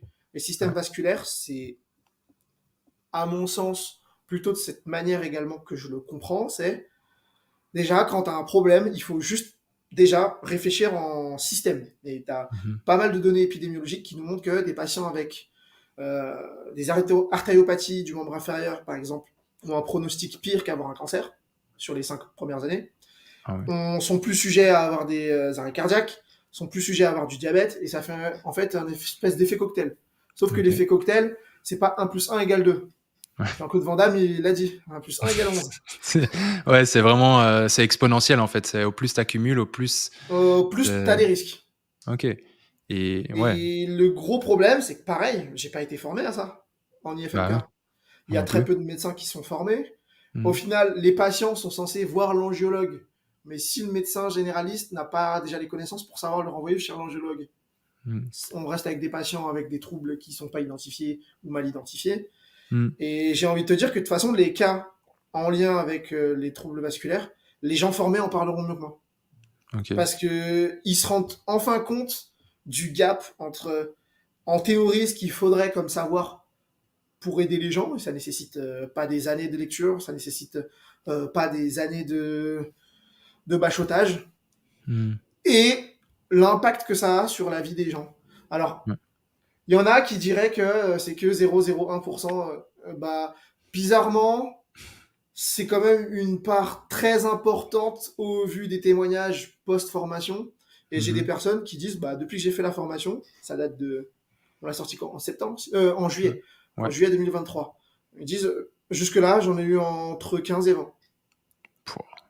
Mais en Ok. fait, ça va dépendre également du bassin de population que tu as. Si tu fais que des entorses de cheville, tu vas beaucoup moins en voir que si tu fais du musculo-squelettique dans un désert médical. Ouais, c'est ça. Et C'est. ça veut pas dire que ce sont que des trucs graves, Mhm. mais ça nécessite parfois une prise en charge spécifique. Si tu as une insuffisance veineuse, je l'ai eu il y a 3 semaines, et ça ressemblait à une fascite plantaire. Douleur le matin au réveil, sur les premiers pas, quand la patiente est assise longtemps, les premiers pas, ça fait. La cheville était gonflée, absolument pas. Mais pourtant, en fait, je connaissais et je sais quel test clinique faire pour. Bingo, c'était une insuffisance veineuse. Elle aurait pu galérer des heures hein, et Ouais. voire des années avec Bah ouais. des ongles de choc, avec des exercices qui seront totalement inutiles, des étirements qui seront totalement inutiles, du dry Mhm. needling qui serait totalement inutile. Mais là, Mhm. juste le triage a permis d'offrir une meilleure solution pour elle. Bas de contention, dormir avec les pieds un peu surélevés, dès le début au réveil, faire quelques mouvements. Rien Ouais. que ça, elle a senti la différence. net. Mais quand je dis net, c'était net. C'est pas de la Ok. magie. Je dis pas que je suis le meilleur. Non, Juste, mais c'était cohérent au vu du schéma clinique. oui, et surtout qu'on veut, on parle de plus en plus d'avoir la première intention, en tout cas en Belgique, je ne sais pas comment c'est en France à ce niveau-là, mais d'avoir la première intention en kiné, c'est-à-dire que les patients pourraient venir chez nous sans devoir passer par le médecin, en tout cas pour une série de pathologies. Je Mhm. pense que c'est d'autant plus crucial quand j'entends ce que tu me dis ici, les chiffres, etc., d'avoir cette capacité de triage. Honnêtement, moi, aujourd'hui, j'ai pas cette capacité de triage vasculaire parce que je m'y suis pas formé spécialement pour le moment. Donc, c'est vrai que c'est hyper intéressant. Et ça, c'est bien aussi, c'est aussi à ça que sert le podcast, c'est aussi sensibiliser sur ces sujets-là, parce qu'on parle beaucoup de tendinopathie, moi le premier, on parle beaucoup de lésions musculaires, d'ailleurs on en parlera après, mais au final, ces troubles neurovasculaires, etc., ils sont aussi importants et c'est vrai que c'est pas réservé que peut-être aux médecins au niveau du diagnostic, c'est aussi, on a aussi, je pense, un rôle à jouer là-dedans au final. Mais pas que les vieux également. Là, tu parlais de Ouais, sportifs. Mais il y a ouais. combien de sportifs qui m'ont été envoyés et leur carrière a diminué parce qu'en fait, ils avaient un syndrome des loges, la périostite, ou un Ouais. syndrome de l'artère poplitée et ça leur permettait pas de tenir tout un match et d'offrir de la puissance au niveau des mollets. Ok. Et Ou donc, alors ouais. de l'arythmie. Mhm. J'ai pas dit que c'était fréquent, mais après, le truc, c'est que dans la littérature, ça va être compliqué. En fait, c'est compliqué de sortir une prévalence pertinente au vu de la réalité quand déjà on sait pas trop bien évaluer ce problème. Ouais. Ouais. Bah, c'est un gros problème. C'est que déjà, peut-être les gens, il faudrait qu'ils soient mieux formés. Mhm. Ouais. Bah, non, non, c'est clair. Mais du coup, au final, une tendinopathie qui dure très, très, très longtemps, ça peut cacher des choses, c'est pas normal, c'est ça? Ouais, Enfin, ou, ou la alors il y a personne, vraiment. ou la personne s'entraîne vraiment mal, Ouais, ce qui est possible, hein, ouais. ou il y a autre chose. Ouais, c'est ça. Et est-ce que les symptômes bilatéraux doivent faire évoquer plus, par exemple, quelqu'un qui vient pour une tendinopathie bilatérale, est-ce que dans ce cas-là, c'est aussi une alerte en se disant, bon, tendinopathie bilatérale, c'est quand même assez, on va dire, c'est beaucoup moins fréquent. Est-ce que c'est aussi des choses qui peuvent nous orienter plus vers quelque chose de vasculaire ou autre, ou pas spécialement? C'est pas forcément un élément qui augmente les chances Ok. de tomber sur un trouble vasculaire. Par contre, c'est Ouais, un élément qui, moi, me fait dire, je vais tester neuro-vascu non négociable. ouais, c'est ça. De toute façon, je vois tendinite sur la prescription. Le bilan en euro, il va y passer non négociable. Ouais. Et après, sur vascu, il y a d'autres éléments cliniques. Tu J'ai fais envie, systématiquement un bilan neuro et vascu ou? systématiquement, j'ai envie de te dire, dans plus de 70-80% des cas, oui. Ok. Les rares cas où je le fais pas, c'est si c'est un schéma clinique que je connais déjà, que j'ai déjà vu, etc. Ou Ouais. si c'est sur des déchirures musculaires, tu t'es pété le mollet, je vais Mm. pas trop te le faire, c'est Ouais. pas forcément intéressant. Tu t'es pété l'ischio, pareil, tu t'es pété le pec ou le biceps, pareil. Par Ouais, c'est contre, ça. t'as une lombalgie, je te le fais. Mhm. T'as une Ouais. douleur de genou, je te le fais. Ok. T'as une douleur d'épaule, je te le fais. Mhm. Ouais, c'est ça, c'est Et ça rentre contexte dans une dépendant, routine. quoi. Ouais. Ouais, c'est ça. Mais ça rentre dans une routine et c'est pas long à faire. Faut que les Ça gens te prend combien comprennent de temps également. quand tu fais, par exemple, parce que ça, c'est aussi, je pense, un facteur, et c'est intéressant que tu le soulignes. C'est souvent, ouais, ben non, mais moi, en une séance, j'ai pas le temps de tout faire. C'est un bilan neuro et vascu, etc. Quand on maîtrise ça, quand tu as l'habitude de le faire, je suppose que les premières fois, tu patauges un petit peu plus, mais combien de temps ça te prend techniquement de faire un bilan comme ça? 12 minutes sur deux membres. Donc, si je te fais les deux Ok, membres sup en 12 minutes, je suis sûr de l'avoir terminé. ok. Et je te dis ça pas parce que je suis un magicien, je suis Arturo Brachetti, hein. C'est parce que avec les gens formés, en formation, on le fait et on chronomètre. Et de toute Ok, façon, dans les cas cliniques, je laisse faire les gens et ils n'ont pas le choix que de terminer le cas en 15 minutes. Donc, en fait, ok. ils se rendent compte que pendant le bilan, tu peux parler avec le patient. Ouais. Tu as besoin d'essayer également de communiquer certaines choses que tu fais au bilan. Mais c'est Mhm. pas long, c'est pas compliqué. Et rien n'empêche de terminer sur la séance d'après. Ouais, c'est ça. Ok, mais ça c'est intéressant parce que c'est un peu l'aspect chronophage qui peut faire peur ou de sortir un peu de sa routine habituelle.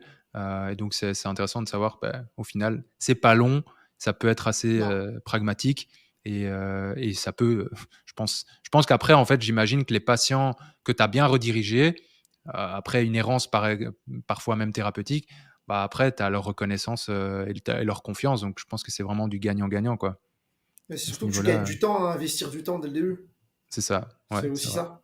Ouais. Tu gagnes du temps à faire un bon bilan carré, à pas Mm. juste dire ah attends vite, allez on va faire des exercices et puis la planification on verra au compte-gouttes. Non, c'est dès la première séance. Ok, ça ressemble à un tendon, je fais mes tests. Ça ressemble vraiment à un tendon. Nanana, on pose des questions. Ok, ça ressemble vraiment à un tendon. Mm. Racontez-moi comment vous planifiez vos efforts au quotidien. Est-ce Ouais. que le sommeil il est là? Enfin, c'est quelque chose qui est censé faire partie du bilan. Et Ouais. pourtant, je pense que ça prend peut-être plus de temps que faire un bilan neuro. Ouais. Mais C'est c'est vrai. quand même quelque chose d'essentiel à faire. Mhm. Ouais. Donc, Et, euh, et tu parlais de, ça me choque pas. tu parlais de lésions musculaires, notamment des ischios. Je sais que c'est aussi Mhm. un projet qui n'a pas encore vu le jour. Tu me dis si je me trompe, mais qui verra le Si, jour. si. Ah si, Je- c'était pas en 2025. Je sais pas pourquoi j'avais noté que c'était en Bah, 2025. je forme déjà sur le sujet depuis 3 ans, je crois. Ah Deux punaise, j'ai mille. rien compris en fait. Mais je sais pas pourquoi j'avais vu qu'il y avait un projet à ce niveau-là en 2025, mais j'ai peut-être C'était bugué. 2025, je rouvre des dates Ah hors de la Suisse. Là, il n'y a que la ah oui, Suisse ok. qui Tu a vois, pour 2024. j'ai vu une petite partie de l'info. Bah, du coup, voilà, c'est un projet qui a déjà vu le jour il y a 3 ans, on l'a refait, hein.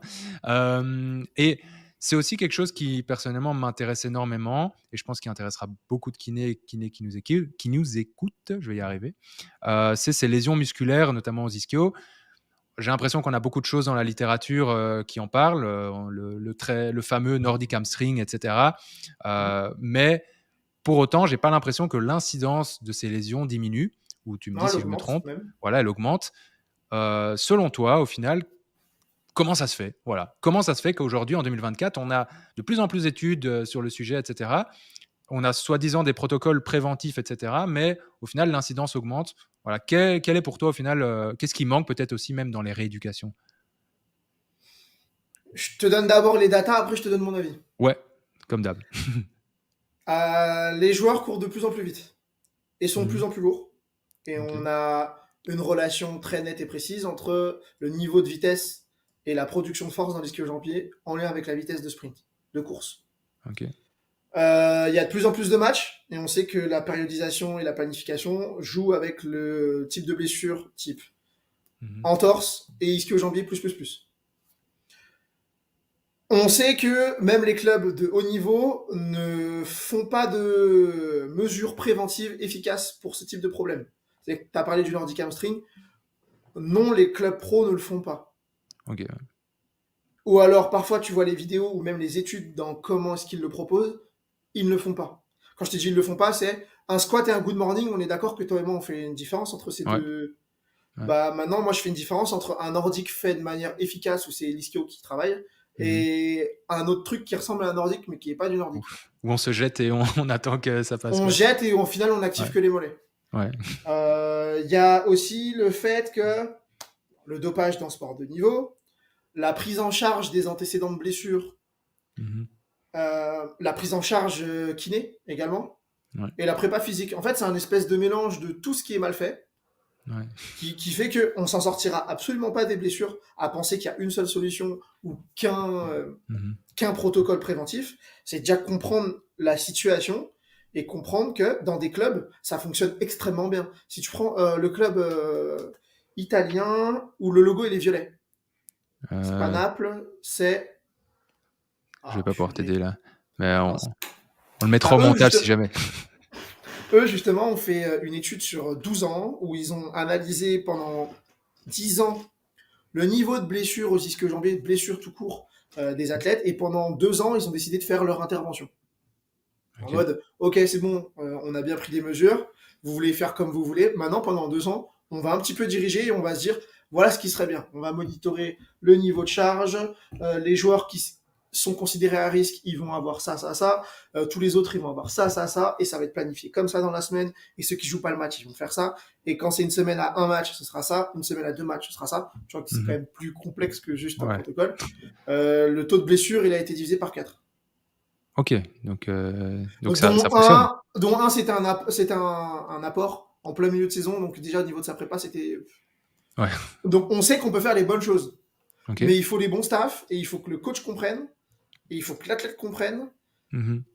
Donc, Ouais. le problème, c'est qu'il y a un manque de compétences et de connaissances. Mais j'ai envie de dire, en fait, parce que là, on pourrait dire, ah, il est prétentieux. Hein. Non, mais c'est pareil pour les avocats, pour les boulangers, pour les garagistes. Mhm. Est-ce que les personnes qui sont à ce poste, déjà, ont notion de ces choses-là? Mhm. Si oui, qu'est-ce qu'ils mettent en place pour? Et s'ils n'ont pas notion de ces choses-là, est-ce qu'ils se rendent compte de l'impact qu'il y a sur une équipe? Parce que si tous tes joueurs rapides, à chaque fois, ils pètent au niveau des ischios, parce que toi, tu es un coach en mode no pain, no gain. Moi, de mon époque, on se plaignait pas. Et que tu les fais péter parce que tu les fais sprinter, sprinter, sprinter, sprinter, sprinter. Mhm. Alors qu'on a assez de données qui nous montrent qu'en moyenne, sur du sprint, quand je parle de sprint, c'est une vitesse dépassant 27 km/h. Je fais Ouais. une différence entre courir et sprinter. Ouais. Qui dépasse dans la semaine un volume de plus d'1 kilomètre, c'est normal que ça pète. En fait, c'est Mhm. prévisible. Ouais. C'est trop, hein, c'est une surcharge. En fait, c'est une surcharge. Il y a trop sur une semaine, quoi. Bah ça, c'est par exemple le profil football américain. Maintenant, je te prends le profil Ligue 1. Mhm. Quand Zlatan il était au PSG, Mhm. ils ont demandé au staff de ne pas faire sprinter à l'entraînement. Mhm. À ton avis, qu'est-ce qui s'est pété en match? L'ischio? Ouais. Mais en fait, il Mais faut le c'est bon. pareil, Ouais. mais c'était prévisible. Ouais. Ouais, en fait, c'est le bon dosage. Au final, il faut faire parce Ça, que pendant tout un temps, j'ai l'impression qu'on n'osait pas faire sprinter en disant ouais non, ce serait con qu'il se pète machin. Et au final, quand on se rend compte que, je sais pas si c'est encore d'actualité, mais j'avais lu ça, que ce qui active au final le plus fort les ischios, c'est le sprint à maximal. oui. Donc d'ailleurs, si je me souviens bien, l'activation décroît très vite si on n'est pas en maximal en fait. Genre, si tu cours à 80% de ta vitesse, c'est pas du tout la même Tu activation perds que. 50% de charge excentrique Ah bah voilà. en charge instantanée sur l'ischio. Ben voilà. Donc ici, d'où quand même au final l'importance de faire sprinter, mais pas de c'est comme tout en fait, de pas s'enfermer là-dedans en se disant bon bah maintenant 2 km de sprint par semaine et puis voilà. Donc et ce que j'avais vu aussi, c'était pas mal au final, on se concentrait beaucoup sur l'excentrique lent dans le renforcement des ischios, mais ce qui manquait aussi, c'était tout ce qui était soit travail isométrie en position d'allongement de l'ischio, et aussi tout ce qui est excentrique rapide. Donc en fait, oser ajouter de la vitesse. Je sais pas ce que toi t'en penses, mais dans tous ces exercices d'ischio, Le tu sprint, vois. Ouais, c'est ça. le soulevé de terre avec un tempo où tu relâches quand t'es en haut. Ouais, ouais, c'est ça. Donc, Mais ça, après, je vais pas apprendre les gens à faire de la kiné. ouais. Mais au bout d'un moment, il faut une certaine cohérence également entre la demande de l'athlète et Mhm. les capacités du corps et où est-ce que tu veux l'amener. Parce que c'est clair que si pendant toute la rééducation, tu fais que trottiner et faire des échelles de rythme et des exos où il n'y a aucune charge, alors que tu sais qu'il va Mhm. se prendre jusqu'à 16 fois, allez, 8 fois le poids du corps en charge instantanée sur un Ouais, sprint, ouais. au bout d'un moment, le soulevé de terre, s'il dépasse pas 150 kilos, Mhm. à quoi ça sert d'en faire? Ouais, c'est ça. Et si on reparle un petit peu de sprint, est-ce que toi, tu as je sais pas moi, une recommandation à propos du volume de sprint que tu, que tu conseilles, entre guillemets, à implémenter de façon hebdomadaire? Alors, tu vas me dire oui, ça dépend du sport, etc., Ouais, évidemment. c'est ce que j'allais Donc, dire. en posant la question, je me suis dit, en fait, cette question, elle est beaucoup trop large. Donc, en fait, je pense que Ça dépend du c'est plus. sport et du poste aussi parfois. En Ouais. fait, il faut avoir ou les données GPS des postes, mais ça, tu les trouves facilement sur Mhm. l'internet, sur PubMed. Ouais. Ou alors, sinon, c'est selon la discipline parce que tu vas pas planifier de la même manière un 60 Mhm. d'un 200 mètres. Déjà, rien Ouais. qu'un 60 et un 200 mètres, deux disciplines totalement différentes. Ouais, c'est ça. Ça Et dépend. ouais, c'est ça. Ça dépend où est-ce qu'il en est dans son cycle. Est-ce que là, dans ton coaching, tu es plus sur l'accélération et tu mets juste du micro-dosage de sprint, ou alors là, tu es dans un bloc sprint et. Mhm. Ouais, c'est ça. Mais c'est aux Et- gens d'étoffer leurs connaissances au bout d'un moment. Et Mhm. moi, ce qui me frustre et ce qui m'énerve, c'est que les physios pensent qu'il faut une recette et ça les conforte dans le fait que ah, mais moi, le protocole HSR, ah, mais moi, au bout d'un moment, tu es un adulte. Mhm. Il faut aussi que tu te sortes les doigts du cul pour Mhm. aider vraiment ton patient et Mhm. que tu réfléchisses plus loin. Si ton patient, ok, il a une tendinopathie, mais c'est un basketteur, le HSR, c'est cool, mais va peut-être au bout d'un moment falloir lui faire des sauts, falloir Mhm. doser son nombre de sauts, peut-être voir également sa technique, parce que selon certaines techniques, tu surcharges ou sous-charges certains tissus, pareil que la Mhm. technique de sprint avec les ischios.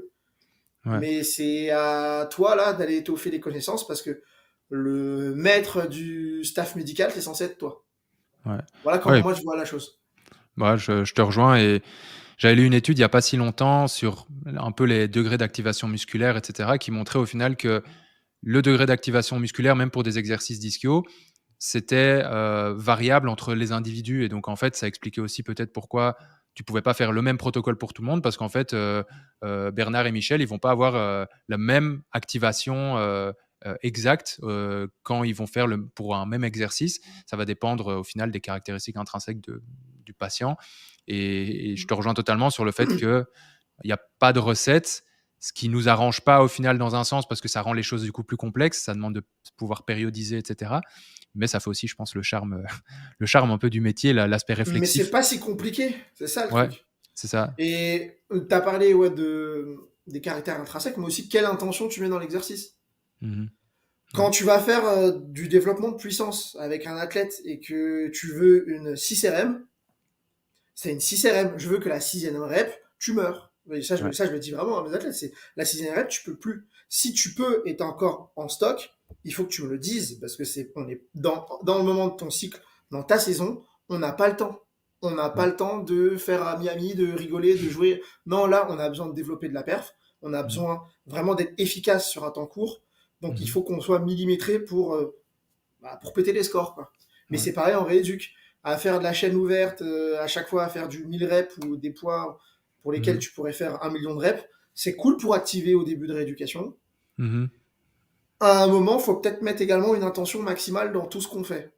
Ouais, c'est ça. Ouais, donc Parce que, c'est ces répétitions en réserve qu'on a après, vers la fin de l'exercice, à combien on est aussi. Parce que tu vois, on critique souvent, enfin j'ai beaucoup vu de critiques sur le 3 x 10, tu vois. On critiquait beaucoup en disant ouais, faire 3 x 10 d'un exercice, c'est de la merde, etc. Au final, pour moi, un 3 x 10, enfin, donc 3 x 10 répétitions pour ceux qui nous écoutent, parce que je parle un peu dans un espèce de jargon. Au final, ça veut tout et rien dire. C'est 3 x 10 répétitions, alors que derrière ton patient, c'est encore en faire 20 si tu lui en demandais. C'est pas du tout la même chose qu'un 3 x 10 pour moi, où à la 10e, il est en train de souffrir et que tu t'approches vraiment de l'échec. Et ça, pour moi, c'est aussi une distinction à faire quand on parle de terminologie, ou en tout cas d'entraînement, ou de prescription d'exercice, tout simplement. bah après, pour quel objectif également? C'est Est-ce ça. que c'est dans un objectif cognitif? Est-ce que c'est dans un objectif d'hypertrophie? De Ouais. force? Bah, si c'est de la force, absolument pas. Si c'est de la Mm. vitesse, absolument pas. De la puissance, c'est déjà trop de reps. Ouais. À la limite de l'hypertrophie, parce que là, on n'est pas dans l'endurance. Mhm. Est-ce Ouais. que c'est vraiment utile de faire l'hypertrophie? J'en sais rien, j'ai pas le temps avec mes athlètes. Quand je dis j'ai pas le temps, c'est on s'en Mhm. occupe jamais. Et pourtant, Mhm. ils ont tous pris en volume très facilement. Ouais. Ouais, Donc, c'est tous les débats. Non, c'est je suis clair. même pas sûr Ben, qu'il y ait des débats, hein. C'est mm. juste, au bout d'un moment, se poser la question, genre, on fait les choses, pourquoi? Comment on les Mhm. fait au mieux? Et quel est le contexte également autour qui permettrait de faire au mieux ou pas? Parce Ouais. que si on revient sur les ischios, t'as beau faire la meilleure rééducation d'ischio du monde. Mhm. Si derrière le coach il décide directement de lui faire jouer un match complet alors que tu viens à peine de commencer les sprints, les chances Ouais. que ça répète, elles sont énormes. Si ton athlète, alors que tout se passe bien dans la saison, il fait ses nordiques, blablabla, mais il a un enfant et il dort pas depuis 2 mois parce Mhm. que l'enfant vient de naître, Ouais. les chances qu'il se pète l'ischio elles commencent à augmenter. Ouais. Si en Ouais. plus de ça, tu rajoutes qu'il a une technique un peu mauvaise, si tu Mhm. rajoutes en plus qu'il a une hygiène de vie pas top, si, Ouais. Ouais, le 1 plus verre, 1, ouais. 1 + 1 = 11. C'est ce qu'on ouais. retiendra. C'est ouais, c'est comme l'analogie c'était, je pense, Grégory Lehman Greg qui Lehman, avait la dit ça. coupe. Ouais, la coupe, je trouve ça hyper parlant en fait. C'est ce grand vase que tu remplis de choses, et à partir d'un moment, ça déborde. Et donc il faut essayer soit tu agrandis la capacité de ton vase, en faisant du Mhm. renforcement, des choses comme ça, tu augmentes un peu la Sachant résilience que des tissus. ça va être limité également. Ouais, c'est ça. Soit tu t'enlèves, ou alors tu fais les 2. Mais je veux dire, Mhm. et ça, je pense que c'est une métaphore hyper, enfin moi, je pense que je l'explique tout le temps à mes patients. C'est toujours cette image-là que je prends, et je trouve que c'est hyper parlant. Et ils font ah ouais, ok. Donc je trouve ça intéressant. Euh, eh bien, écoute, ici, on arrive tout doucement vers la fin de notre podcast ensemble. Ça fait déjà 1h22 qu'on est ensemble, mais j'ai encore deux petites choses à te demander. Mhm. La première, c'est si tu devais citer 3 personnes, 3 livres ou 3 formations, bref, vraiment 3 éléments qui, au final, ont changé ta pratique. Qu'est-ce que ce serait, simplement? Alors, livre, je lis pas beaucoup. Je lis des Ouais, articles, mais je lis pas de livres. ok. Ou très peu. Ou alors je Mhm. les termine pas. 3 choses qui ont changé ma pratique. D'avoir travaillé dans un désert médical, ça a énormément changé ma pratique pour me Mmh. rendre compte de la violence du système de santé et des errances thérapeutiques et des erreurs diagnostiques qui brisent des vies. Mmh. Parce que du coup, m'a pas donné le choix que de vouloir faire mieux pour ces gens-là. Ouais. Je dirais que ça, c'est un gros élément qui a changé ma pratique. Mmh. Deux, d'avoir été entouré de personnes extrêmement bienveillantes, érudits dans leur domaine.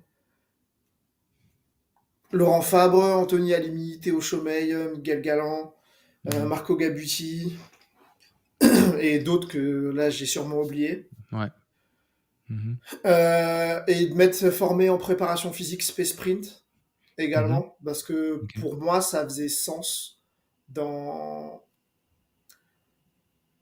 En tant que kiné en tout cas, moi ça a fait sens pour encore mieux comprendre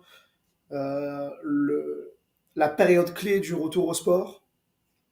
C'est pas juste Mmh. faire des exercices avec un œil en moins sur un truc un peu instable. Ah, du triple cognitif, ouais, c'est ok, c'est cool, c'est bien marrant. Si tu sais pas Mmh. planifier, ça sert à rien. Mmh. Ouais. Donc, et la formation que j'ai faite, c'était la formation Altis avec Dame Faf et Stuart McGillian, OK. qui est exceptionnelle. J'ai fait également un speedwork training avec Jonas Doudou et Les Pellman. Mais Mmh. Altis, en tout cas, m'a beaucoup plus apporté. De toute façon, c'est la première, clairement, donc peut-être un principe de primauté. Mmh. Mais ce sont ces trois éléments qui, moi, m'ont fait beaucoup me remettre en question, réfléchir, évoluer. Donc, OK. me OK. mettre le nez dans la merde, avoir des gens bienveillants et vraiment compétents dans leur domaine, Mmh. ou pour me donner des conseils, ou parfois pour dire là, tu dis de la merde, Ouais. donc Calme-toi, ouais. améliore-toi. Ouais. Ouais. Et de pousser dans des domaines différents que juste le médical également. OK. OK, bah, c'est top, je pense que c'est toujours hyper intéressant de voir un petit peu c'est pour ça que c'est une question assez systématique que je pose, à presque tous les intervenants et intervenantes qui viennent, sur Entendons. Je trouve ça toujours hyper formateur aussi de voir qu'est-ce qui a pu changer la pratique des uns et des autres. Alors c'est marrant, certains nous disent plus des livres, d'autres plus des formations. Ici, toi, tu as aussi l'aspect, avec, plutôt l'entourage aussi, qui t'a conditionné et ça, c'est top. Hem Et ben, ici, il y a une dernière chose que j'aimerais qu'on fasse ensemble, c'est le jeu du oui/non. Donc, je vais te poser 10 questions Tu peux et répondre que oui ou non. tu peux répondre que oui ou non. Après, évidemment, la nuance est possible, si tu veux. Après, une fois qu'on a fini le oui/non, tu peux quand même nuancer un petit peu. Je vais quand même pas être trop vache parce que je sais qu'il y a des choses, qui doivent peut-être être un peu nuancées, mais c'est pour voir un petit peu, spontanément qu'est-ce que tu répondrais tout simplement. Ça va? Ça Hem marche. donc je vais te poser 10 questions à la suite de façon assez rapide et toi, tu essaies de me répondre le plus rapidement possible. Ça va? Tu es prêt? Ouais. OK. Le syndrome du piriforme existe. Non. Les kinés ne sont pas assez formés au bilan neuro en sortant d'école. Oui. La neurodynamique est indispensable pour soulager une sciatalgie. Non. La médication peut être indiquée en cas de douleur nerveuse. T'as dit peu, donc oui. Ouais. Les kinés en France sont assez valorisés. Non. Tu préfères souffrir d'une sciatalgie ou d'un canal carpien? Canal carpien, j'ai eu. Les massages sont inutiles en kiné. Non. La notion de nerf coincé est valable sur le plan morpho-anatomique.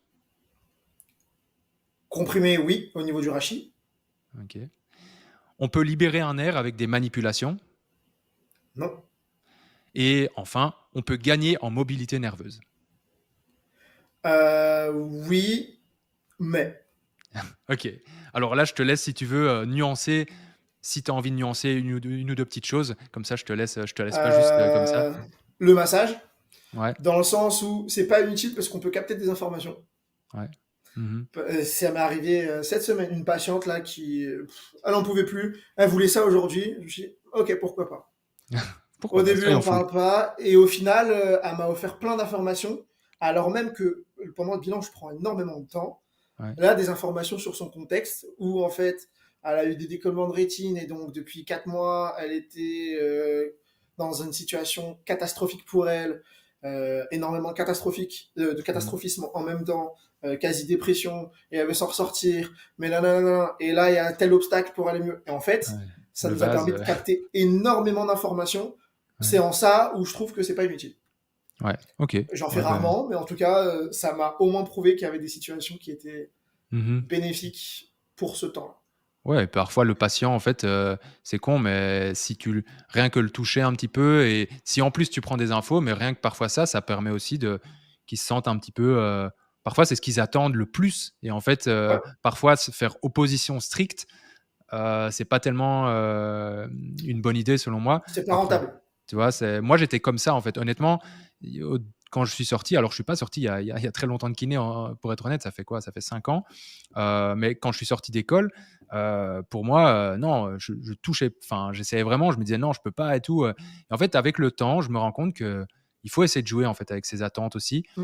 Et si tu vas me dire: «Bah oui, super, c'est ce qu'on répète depuis toujours avec, le modèle, enfin, avec le BP, les 3 piliers et cetera», mais je trouve qu'avec l'expérience qu'on acquiert, je trouve qu'on s'en rend d'autant plus compte et qu'en fait, oui, c'est pas un crime de faire des petites papouilles aux patients à la limite, mais Mmh. si derrière ça permet de débloquer un truc ou une Mmh. situation où, comme tu dis, d'avoir juste des informations, bah pourquoi s'en priver quoi au final, parce que mais bon ça mériterait presque un autre podcast sur le débat hands-on, hands-off, etc. Ça c'est Alors là, encore pour le coup, je trouve même pas qu'il y a de débat, en fait. Genre, ouais. si on considère qu'il y a débat, Mhm. c'est Bah, c'est ce qu'on revenir, voit beaucoup sur les réseaux quoi. dans les années 90, quoi. Ouais, non c'est vrai, mais Il y a pas de euh, débat. C'est genre, en mhm. fait, pour quelles conditions est-ce que ça pourrait être efficace? C'est juste ça. Si tu dis Mhm. que tu soignes une tendinopathie, non, mettre les mains, c'est inutile. Si Ouais, tu dis que tu vas aider une personne et que là, elle est dans une période de mou, peut-être. ouais. Voilà, pas de débat. Ça dépend de la situation. Bah, écoute, voilà, au moins on a fait 2 podcasts en un là, tu vois? On a fait le Let's podcast go. Hands-on. Finesse, mais quelle rentabilité, c'est incroyable. Heu, bah, écoute, je pense qu'on va s'arrêter là tout doucement. Alors je pense qu'on Ça pourrait marche. encore commencer à on pourrait encore continuer à parler parce qu'il y a beaucoup de sujets qu'on pourrait aborder, mais là voilà, tu nous as déjà accordé 1 h 30, incroyable, du temps, donc c'est vraiment génial. En tout cas, je voulais déjà avant tout, bah, te remercier, Merci en à mon toi nom et aussi au nom pour l'invitation. de tout, l'équipe Full Physio, bah, d'être venu, d'être passé ici sur ce podcast. C'était vraiment un plaisir de discuter avec toi, d'échanger. Et je pense que tu as dit énormément de choses pertinentes dans ce podcast, Merci. et que je pense que beaucoup de kinés vont apprécier ça. Voilà, pour ceux ou celles qui nous écoutent, n'hésitez pas, je mettrai le lien vers ton Instagram dans la description, etc. Voilà, si vous voulez vous former dans tout ce qui est troubles neurovasculaires, etc. Je pense que vous avez bien compris que forcément Brian était chaud là-dedans quand même, et que je pense que ça pourrait être vraiment hyper intéressant si vous ne l'avez pas été, de penser peut-être à vous former. Bref, vous avez compris le message. Donc voilà. En tout cas, encore mille merci et puis bah, à la prochaine peut-être. Ouais, peut-être à la prochaine. Ouais, salut Brian, ciao ciao. Ah, et avant que tu partes, voilà un petit message simplement pour te remercier, pour vous remercier, parce qu'on espère quand même qu'il y aura plus qu'une personne qui va nous écouter.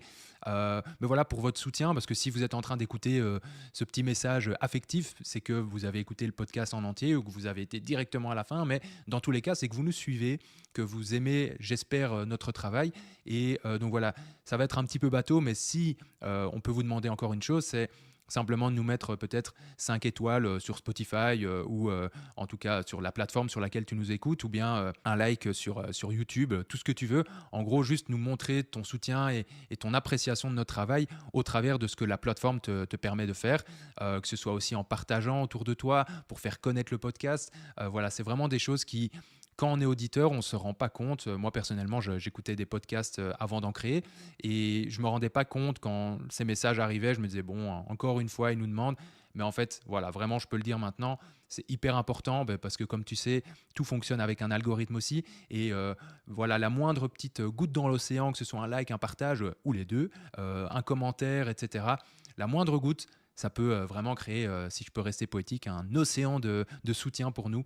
Donc voilà, c'était simplement un petit message pour te remercier de prime abord et aussi pour te demander si ça ne te dérange pas de noter ce podcast, si possible avec une bonne note et en tout cas des bonnes étoiles. Ça nous ferait vraiment plaisir. Et à côté de ça, on reste ouvert si tu as des suggestions, si tu as des remarques, s'il y a des choses qui t'ont plu ou pas plu dans le podcast. Vraiment, n'hésite jamais à venir nous en parler. On sera toujours ravis d'écouter tant que les critiques restent constructives, évidemment. Donc voilà. Voilà, je ne vais pas te retenir plus longtemps et je te souhaite déjà une bonne journée, une bonne soirée selon le temps où tu nous écoutes et je te dis à très très vite dans tes oreilles. Ciao, ciao.